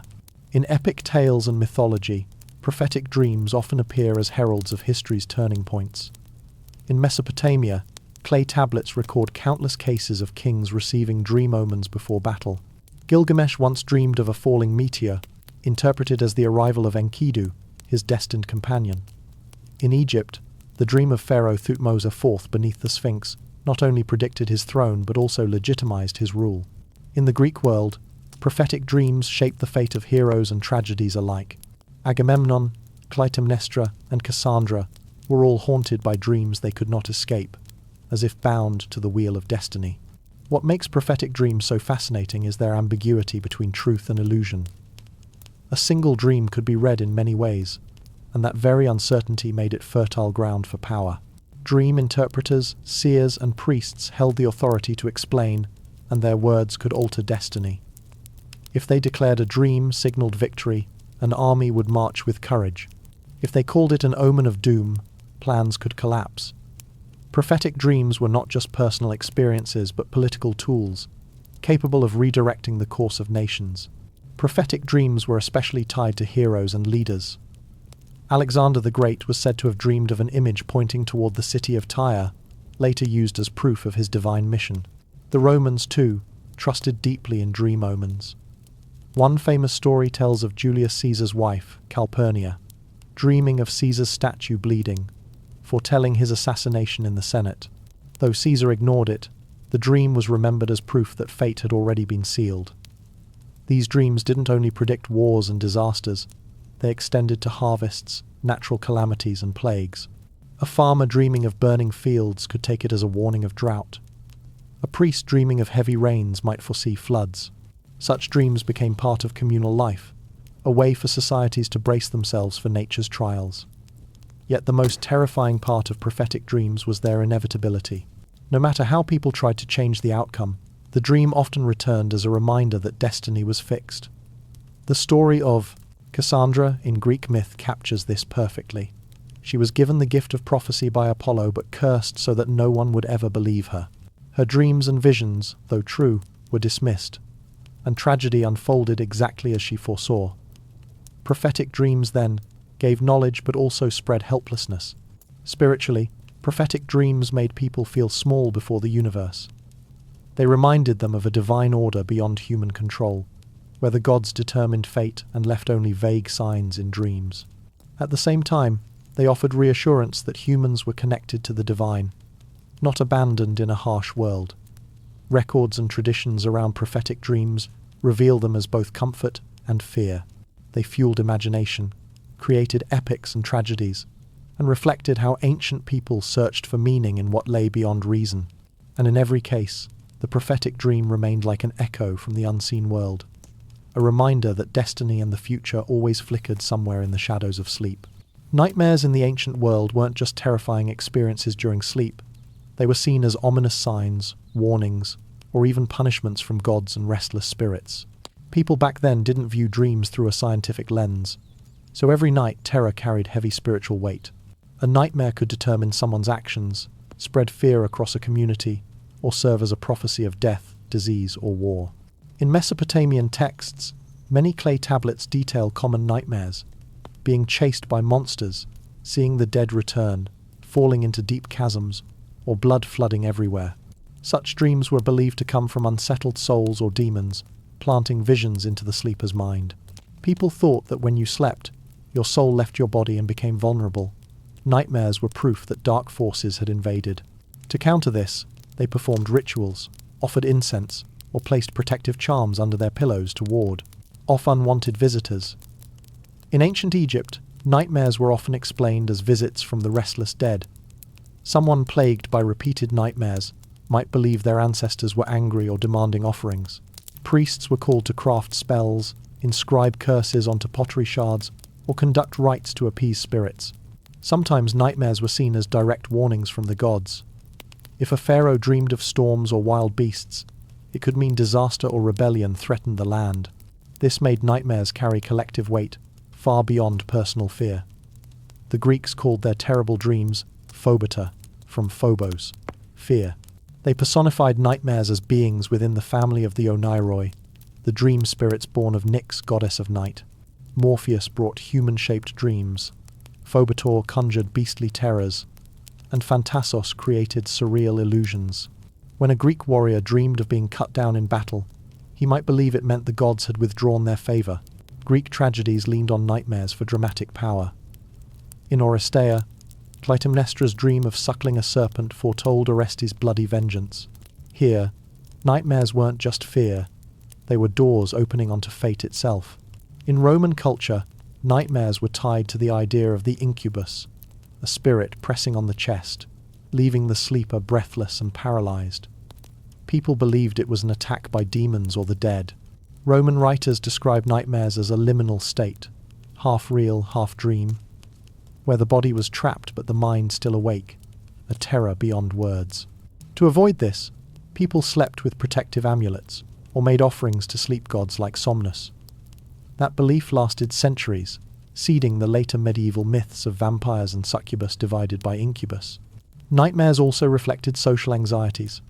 Farmers dreamed of withered crops, flooded fields, or beasts ravaging their herds, warnings that drove them to sacrifice to agricultural gods. Warriors were haunted by visions of defeat, slaughter, or betrayal, the fears of war and death bleeding into their dreams. For rulers, nightmares often took the form of rebellion, assassination, or the fall of their thrones. If recorded, such dreams could become evidence to justify tightening control or crushing dissent. What's striking is that nightmares inspired both terror and deeper faith in the presence of the divine. No one dared dismiss them, because every nightmare was a message. Each dreadful dream demanded action, rituals, sacrifices, visits to dream interpreters, or changes in plans. Fear in the night held power over the day. Sleep became an invisible battlefield, where humans confronted gods, demons, and the darkest corners of their own souls. Dreams weren't just private matters in the dark of night. They became instruments of power, sophisticated political tools used to legitimize, direct, and manipulate society. When most people believed dreams were messages from the gods, controlling or interpreting them meant controlling both the faith and the actions of the community. That's why from Mesopotamia, Egypt, and Greece to Rome, rulers and priests knew how to exploit dreams to strengthen authority and chart the path of nations. A clear example lies in Egypt, with the dream of Thutmose IV. As a prince, he slept beneath the Sphinx and dreamed that the god promised him the throne if he cleared the sands covering its body. After ascending the throne, Thutmose IV had a stela carved recounting this dream, proclaiming that his kingship came from divine choice, not just bloodline. By turning a dream into evidence, he reinforced legitimacy, silenced political doubt, and claimed his rule as divine will. This stands as a textbook case of using dreams as political tools. In Mesopotamia, kings often invoked dreams to justify military campaigns. Clay tablets record that before expeditions, rulers declared they dreamed of protective gods granting them victory. This not only boosted soldiers' morale, but also convinced the public that war was a divine command, impossible to resist. If victory came, the dream was proven. If defeat followed, priests reinterpreted it. Either humans misunderstood the sign, or the gods were angered by insufficient offerings. Dreams therefore became a flexible tool, always twisted to serve power. In Greece, both tragedies and epics reveal how dreams influence politics and community. When Agamemnon dreamed of attacking Troy, he used it to justify 10 years of war. In reality, Greek leaders often leaned on dreams to sway opinion. Claiming a god appeared in a dream carried more weight than dozens of speeches. Especially in democratic city-states, where public opinion mattered, a dream worked like a vote of the gods, giving divine legitimacy to controversial decisions. Romans too were no strangers to political dreams. A famous story is Calpurnia, wife of Julius Caesar, dreaming of his statue bleeding and begging him not to go to the Senate on that fateful day. Though Caesar ignored it, later historians framed the dream as a tragic prophecy, turning his death into destiny and binding Caesar's image to divine will. Other emperors deliberately used dreams to assert their rule, proclaiming visions of Jupiter or Mars granting them mandate. This made subjects obey not just by law, but by belief that the emperor was an instrument of the cosmos. Dreams were also weapons of propaganda and psychological warfare. A general might spread word that he dreamed of the enemy consumed by heavenly fire, terrifying foes and rallying troops. At times, kings' nightmares were intentionally publicized to warn that the gods were angry, justifying stricter discipline, heavier sacrifices, or harsh reforms. Dreams weren't just bedtime stories, they were tools for daytime control. Central to this power was the monopoly of interpretation. Dream readers, diviners, and priests held absolute authority in decoding dreams. A vague dream could become anything if explained cleverly. This gave rulers and clergy a powerful tool. With a single dream, they could sway the masses, legitimize a new king, or launch a war. That's why dream interpretation was not only a spiritual art, but a political one. Even in community life, dreams crept into law and rulings. Courts or councils sometimes considered dreams before making decisions. If someone dreamed of a god condemning a policy, it might be overturned. If a dream blessed a treaty, it gained divine weight.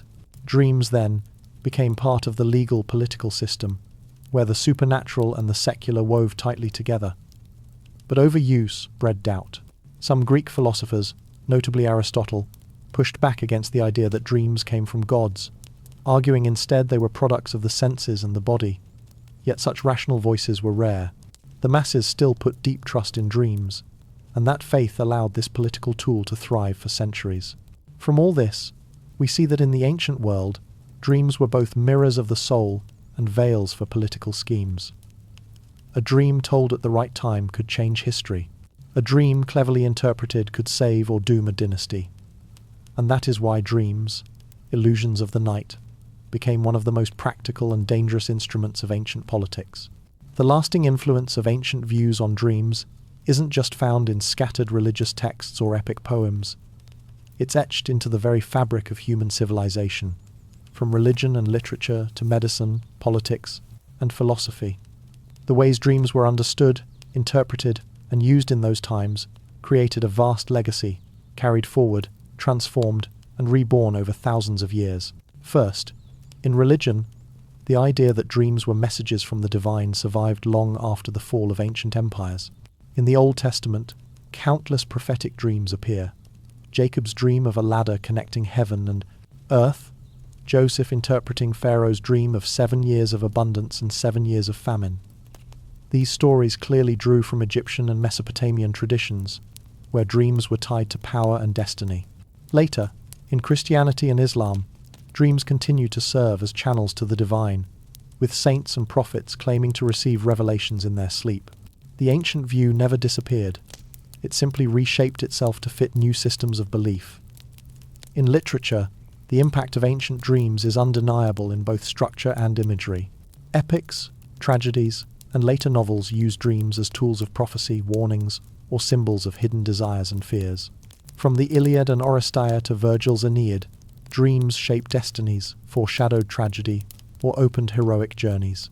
This tradition carried into the Middle Ages, where visionary dreams in religious writings took narrators through heaven and hell as moral lessons. By the Renaissance and early modern period, Shakespeare and Calderon still used dreams as philosophical symbols, with famous lines like, "Life is but a dream." The seeds planted in antiquity blossomed into a cultural current that never stopped flowing. In medicine and psychology, the legacy is just as clear. Egyptians and Greeks practiced dream incubation for healing, believing Asclepius, the god of medicine, revealed cures in dreams. Even as Western medicine shifted toward experimentation, dream-based explanations of illness lingered. By the 19th century, Freud and Jung built psychoanalysis on the idea that dreams reveal unconscious drives and archetypal symbols.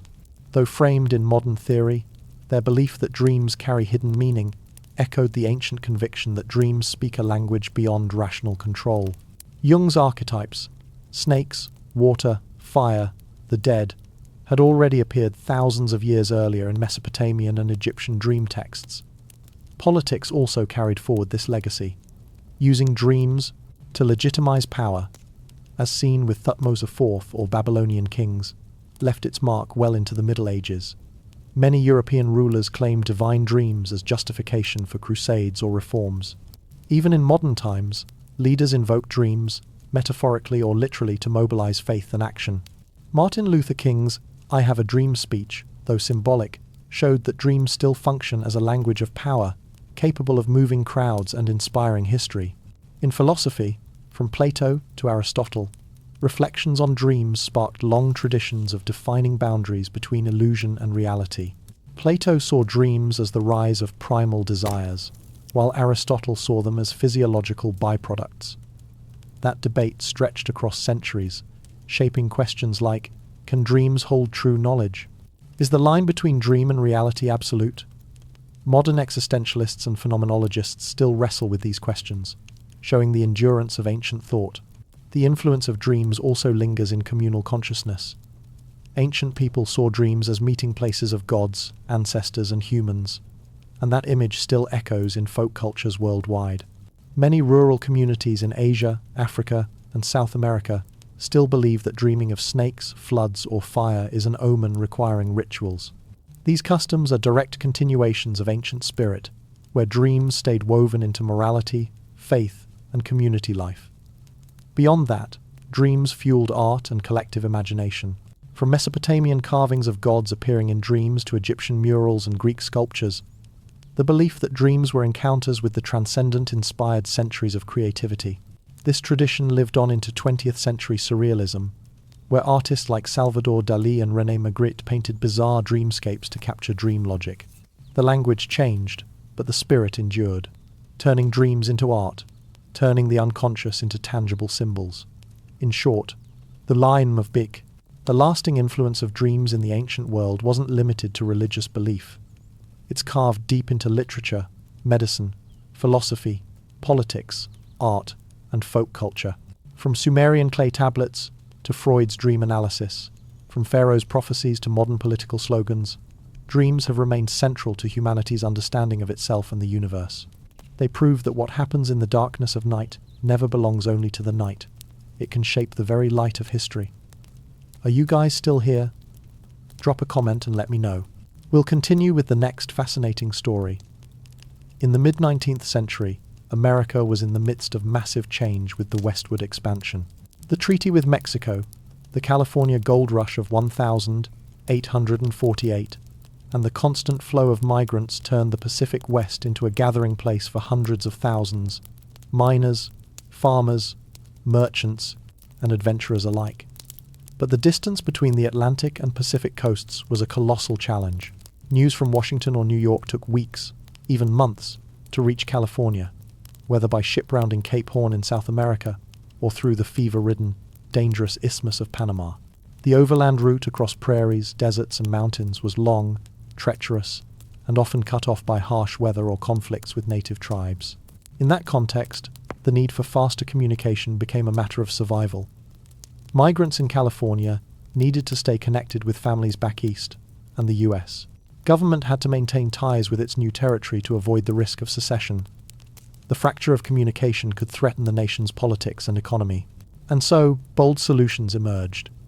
Stagecoach mail routes, relay riders, and eventually the transcontinental telegraph. The Pony Express was born as one of those efforts, short-lived but deeply symbolic. America at that time was also being torn apart from within. The issue of slavery divided the nation, fueling heated debates in Congress. Meanwhile, the West was a land of promise, but also instability, where law was thin, violence rampant, and ethnic conflict frequent. The Pony Express was imagined not just as a fast mail service, but as a way to tie the civilized East to the Wild West, turning the information line into a symbol of unity for a young nation in transition. The natural conditions of the route shaped this story as well. The Pony Express stretched more than 1,800 miles from St. Joseph, Missouri to Sacramento, California, crossing vast plains, the towering Rockies, Nevada's barren deserts, and native lands. This required building hundreds of relay stations, each 10 to 15 miles apart, where riders would switch to fresh horses and keep racing forward at breakneck speed. It was a logistical marvel in a land with almost no infrastructure. Tiny wooden outposts dotted the wilderness, the only sparks of life along a lonely road stretching thousands of miles. The rise of the Pony Express was tied to technology too. Before the transcontinental telegraph was completed in 1861, America depended entirely on physical mail. Steamships through Panama were faster than going around Cape Horn, but still took 3 to 4 weeks. By contrast, the Pony Express promised to slash delivery time between the East Coast and California to just about 10 days, a stunning breakthrough. Though at immense human and financial cost, it was always meant as a temporary bridge, a daring stopgap until the telegraph lines were finished. On top of that, the culture of America at the time glorified adventure, conquest, and speed. The wiry young men who dared to ride through night and danger, galloping across desolate lands, were celebrated as frontier heroes. The Pony Express satisfied a practical need for communication, but also fit perfectly into the romantic image Americans wanted to craft about themselves. A people bold, unflinching, willing to cross deserts and mountains to push their frontier forward. The timing of the Pony Express was also critical. The Transcontinental Railroad was being planned, the telegraph was on the verge of completion. In that gap, the Pony Express was both a temporary fix and a large-scale experiment in organization and logistics. It proved that even before electricity and modern machines, people could build a system of lightning-fast communication powered by horses and sheer courage. So, the birth of the Pony Express wasn't just about faster mail. It was the product of geography's vast divide, society's hunger for news, the nation's internal tensions, the romantic image of the West, and the technological gap before railroads and telegraphs were ready. In that whirlwind, the Pony Express emerged as something more than a service. It became a symbol of the 19th century American drive to conquer space and time itself. The idea of the Pony Express was born from a bold ambition to cut down the time it took to send messages between the East Coast and California, at a time when the nation was expanding rapidly, but still split by sheer geography. The founders, William Russell, Alexander Majors, and William Waddell, were transport entrepreneurs in the Midwest who saw both opportunity and challenge. They realized that if they could set up a fast and reliable mail route across the wilderness, they wouldn't just make a profit, they would also gain massive prestige and political influence. With the transcontinental telegraph still just a plan on paper, a service built on horses and relay stations could act as a temporary bridge and as proof of American organizational skill and determination. The core idea of the Pony Express was simple but daring. Instead of one rider and one horse covering the entire distance, they would build a dense network of relay stations along the 1,900-mile route. Each station was placed 10 to 15 miles apart, the distance a horse could gallop before exhaustion. At each stop, the rider didn't rest. He immediately switched to a fresh, waiting horse and continued at full speed. In this way, the whole route became a chain of horseback relays, maintaining continuous, around-the-clock speed. This concept drew inspiration from ancient relay systems like those of the Persian and Roman empires, but applied to the brutal landscapes and massive distances of 19th century America. It wasn't just about switching horses, there was also the concept of the relay rider. Instead of one man pushing through hundreds of miles alone, the journey was divided into segments of 75 to 100 miles. Each rider covered a leg, usually riding 8 to 12 hours non-stop, before handing the mailbag to the next rider.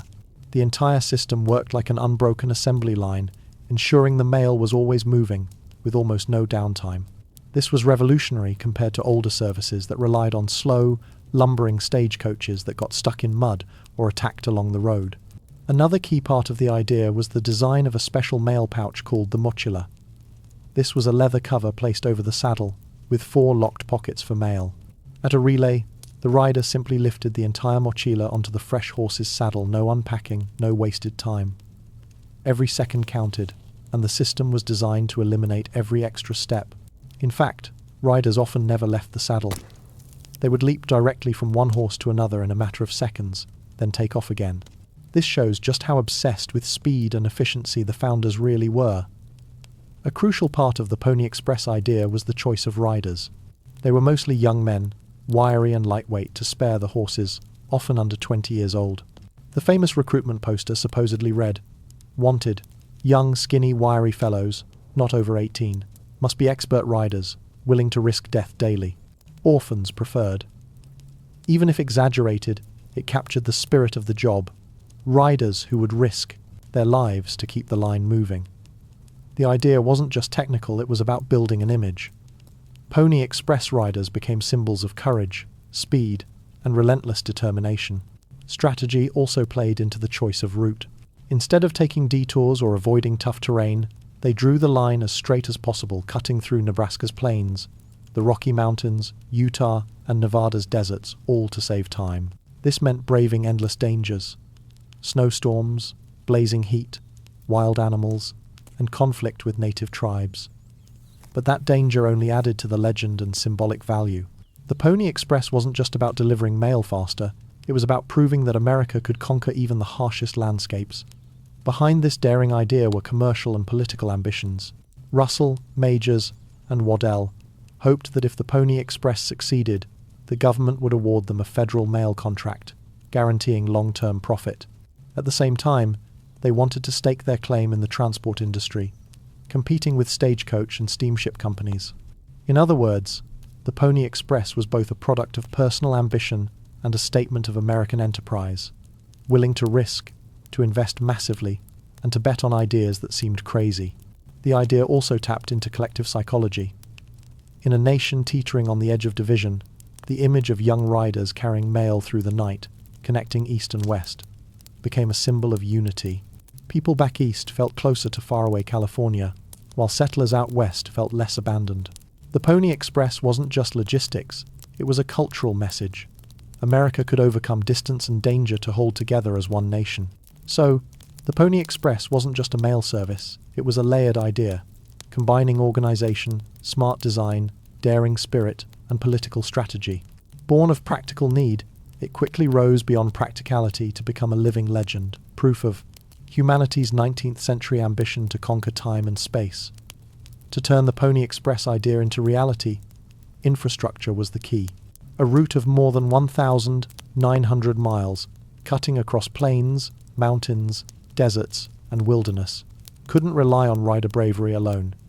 It needed a system of relay stations, horse stock, supply chains, and people working behind the scenes. This was a massive infrastructure project in a mid-19th century America that still had very limited transportation networks. First came the horse stations, the backbone of the system. More than 150 stations were set up along the line from St. Joseph, Missouri to Sacramento, California, every 10 to 15 miles. These stations came in two types, relay stations and larger home stations. Relay stations were usually just small wooden huts, sometimes even dugouts, with a stable and a few attendants. Horses were always ready, so when a rider came thundering in, the switch could be made in seconds. The larger home stations, spaced 50 to 100 miles apart, were where riders could rest, eat, sleep briefly, and pass the mail to another rider.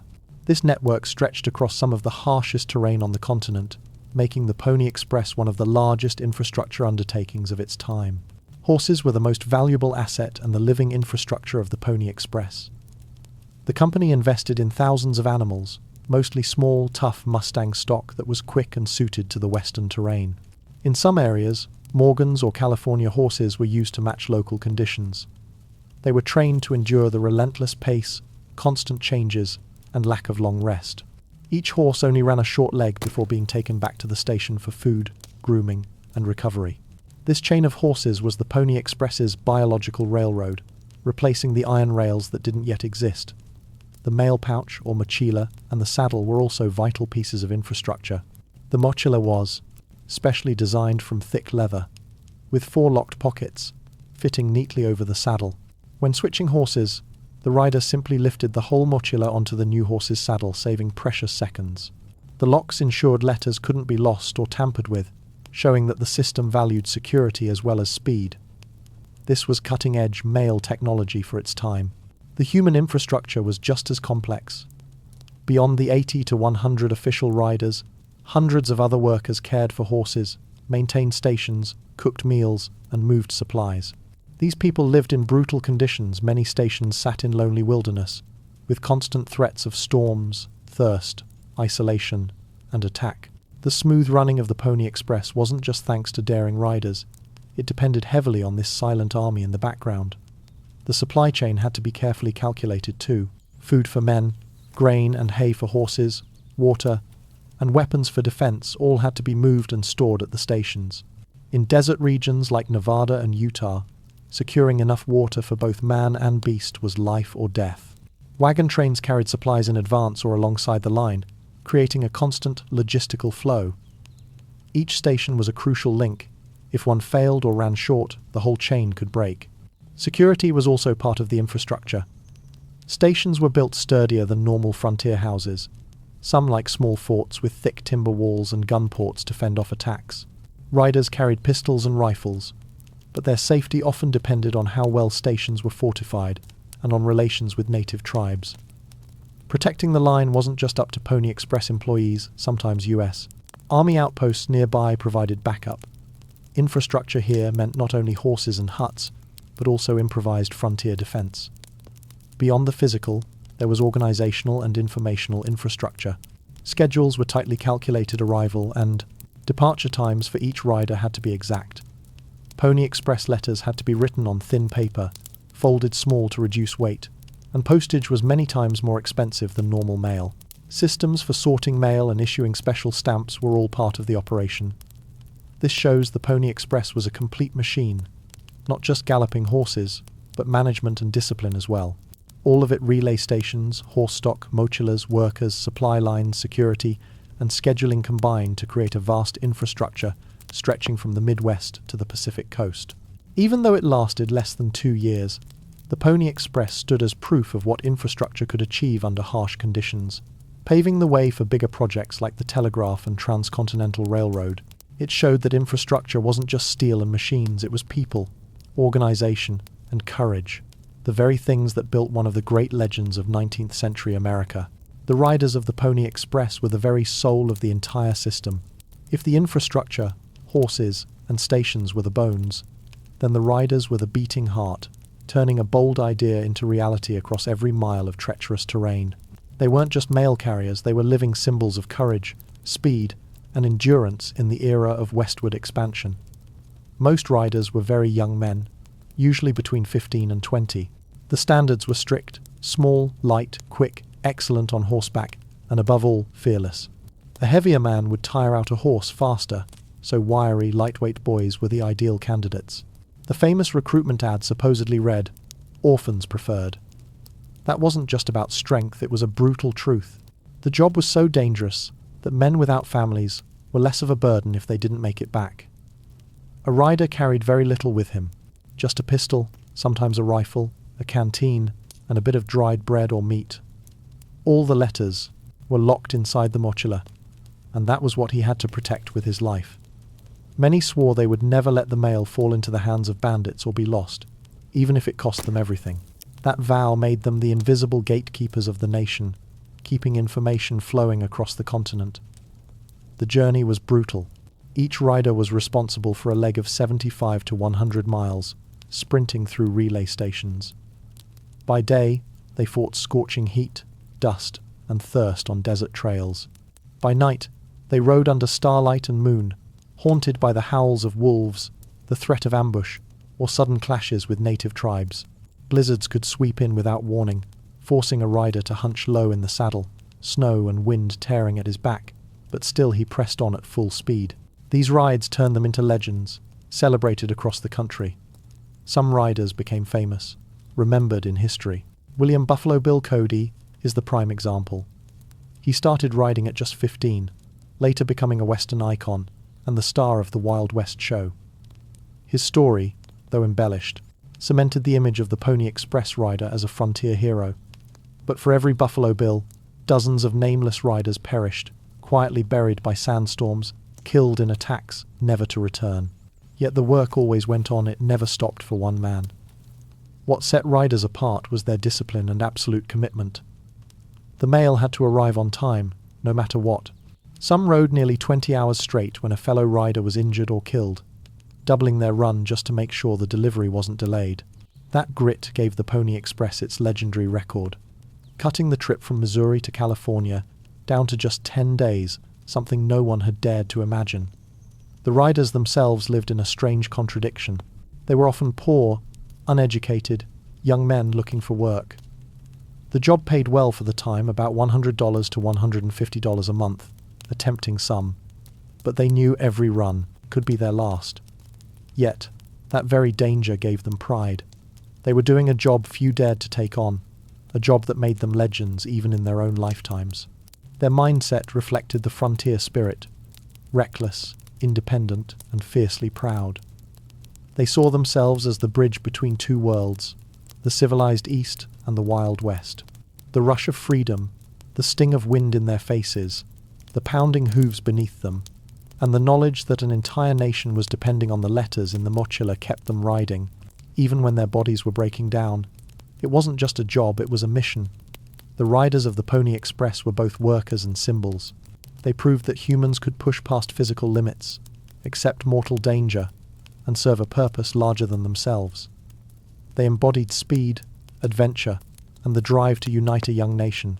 And because of them, the Pony Express, though it lasted less than 2 years, still lives on in America's collective imagination as a short but blazing epic.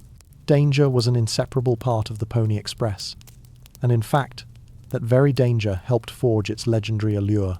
Every rider who strapped the mochila onto a horse knew full well that ahead lay a journey where one small mistake, one sudden storm, or one stray arrow could end his life.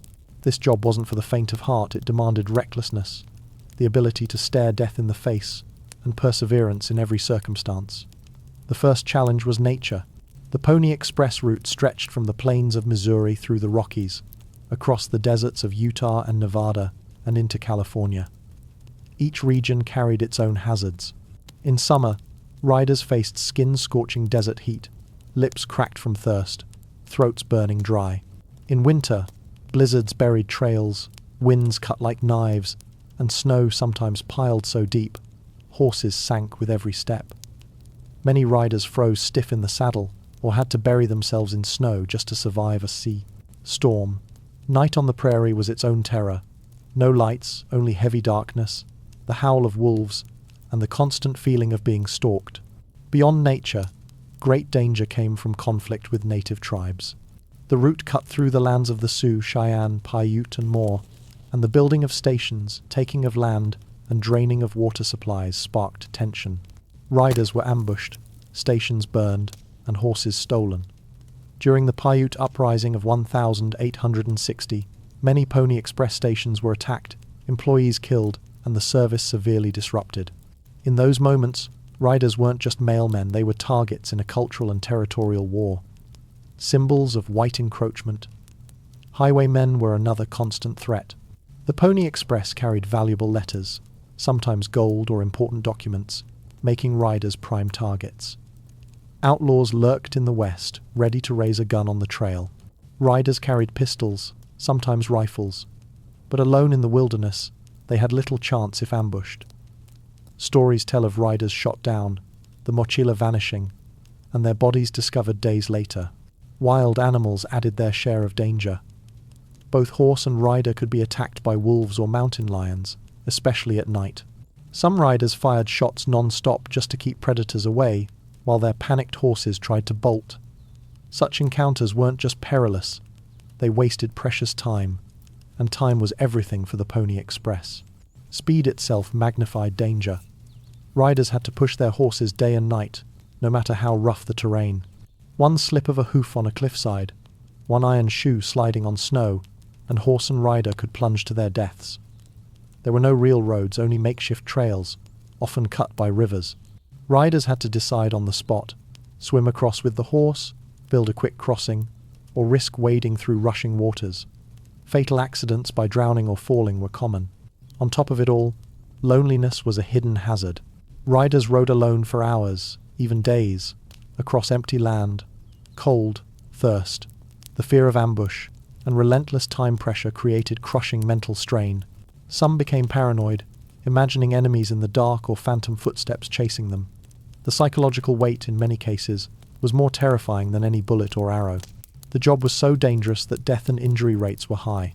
Even though the Pony Express lasted less than 2 years, many riders lost their lives, station keepers were killed, and countless horses died of exhaustion. Yet the service pressed on, because every fallen man was quickly replaced. This unyielding continuity gave the Express its tragic legend. It never stopped, even when paid for in blood.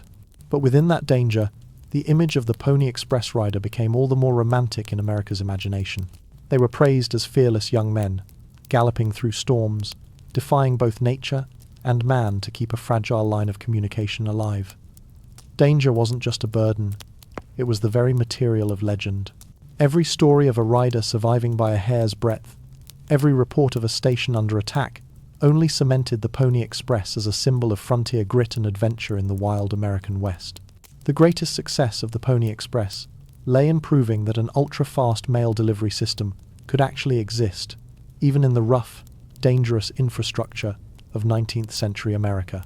Before it came along, letters from New York to California could take weeks, sometimes even months if sent by ship around Cape Horn or through the disease-ridden Isthmus of Panama.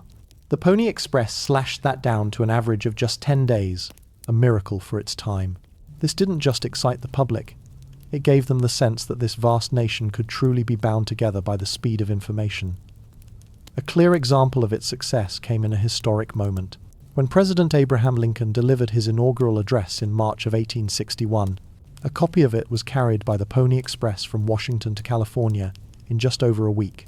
People in the West, who often felt cut off from the East, could now read almost immediately the very first words of their new president. This was crucial, as it happened right on the eve of the Civil War, when national unity needed every form of reinforcement. The Pony Express proved that information was no longer a slow-moving stream, it could be a lifeline tying both coasts together. Its success also showed in the prestige and reputation it built. Every letter stamped with the Pony Express mark was seen as a badge of speed and reliability.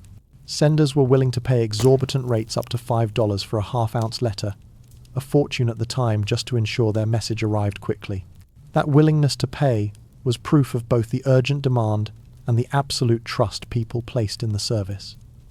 The Pony Express wasn't just carrying mail, it was carrying America's belief in its own ability to conquer distance.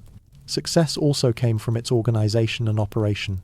Over 150 stations were built in a short span of time. Thousands of horses readied, and hundreds of workers recruited and trained to keep the system running non-stop, day and night. Just setting up this infrastructure across the wilderness of the West was an impressive achievement on its own. The young riders, willing to risk their lives, became symbols of bravery and speed.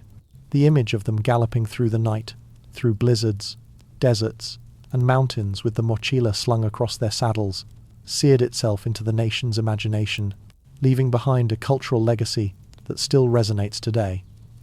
Beyond that, the Pony Express succeeded in giving investors and the government confidence that a transcontinental transport network was truly possible. Even though it lasted only 18 months before the completion of the transcontinental telegraph, it had already proven that speed and connectivity were the lifeblood of an expanding nation. The Pony Express may not have brought direct profits to its founders, but its symbolic and political impact was undeniable. It showed that even without advanced technology, sheer will and human organization could create a lightning line binding the country together. Another measure of success was how the public and the press responded. Newspapers on both coasts reported on it constantly, marveling at its astonishing speed. Every time a particularly fast delivery was completed, it was celebrated as a triumph. The most famous was in 1861, when the Pony Express delivered news of the transcontinental telegraph's completion in just 7 days and 17 hours, a record that left the entire nation stunned. Ironically, that record also marked the service's end, but it cemented the Pony Express as legend, proof of courage and resilience. And then there was its success in shaping cultural identity. The Pony Express wasn't just a mail service, it became an enduring symbol of the Western spirit, fearless, fast, daring, and relentless. Its young riders were turned into folk heroes, featured in stories, legends, and later in film and literature. The image lived far beyond the service's short lifespan, turning into a myth that still defines the American West. Taken as a whole, the success of the Pony Express can't be measured in profits or longevity, but in the cultural, political, and psychological impact it created. It sparked a leap forward in how people thought about speed, connection, and national unity. It convinced Americans that their vast land could be drawn closer together by courage and innovation. And that's what turned the Pony Express into one of the immortal symbols of the 19th century, even if it only existed for a brief, shining moment in history.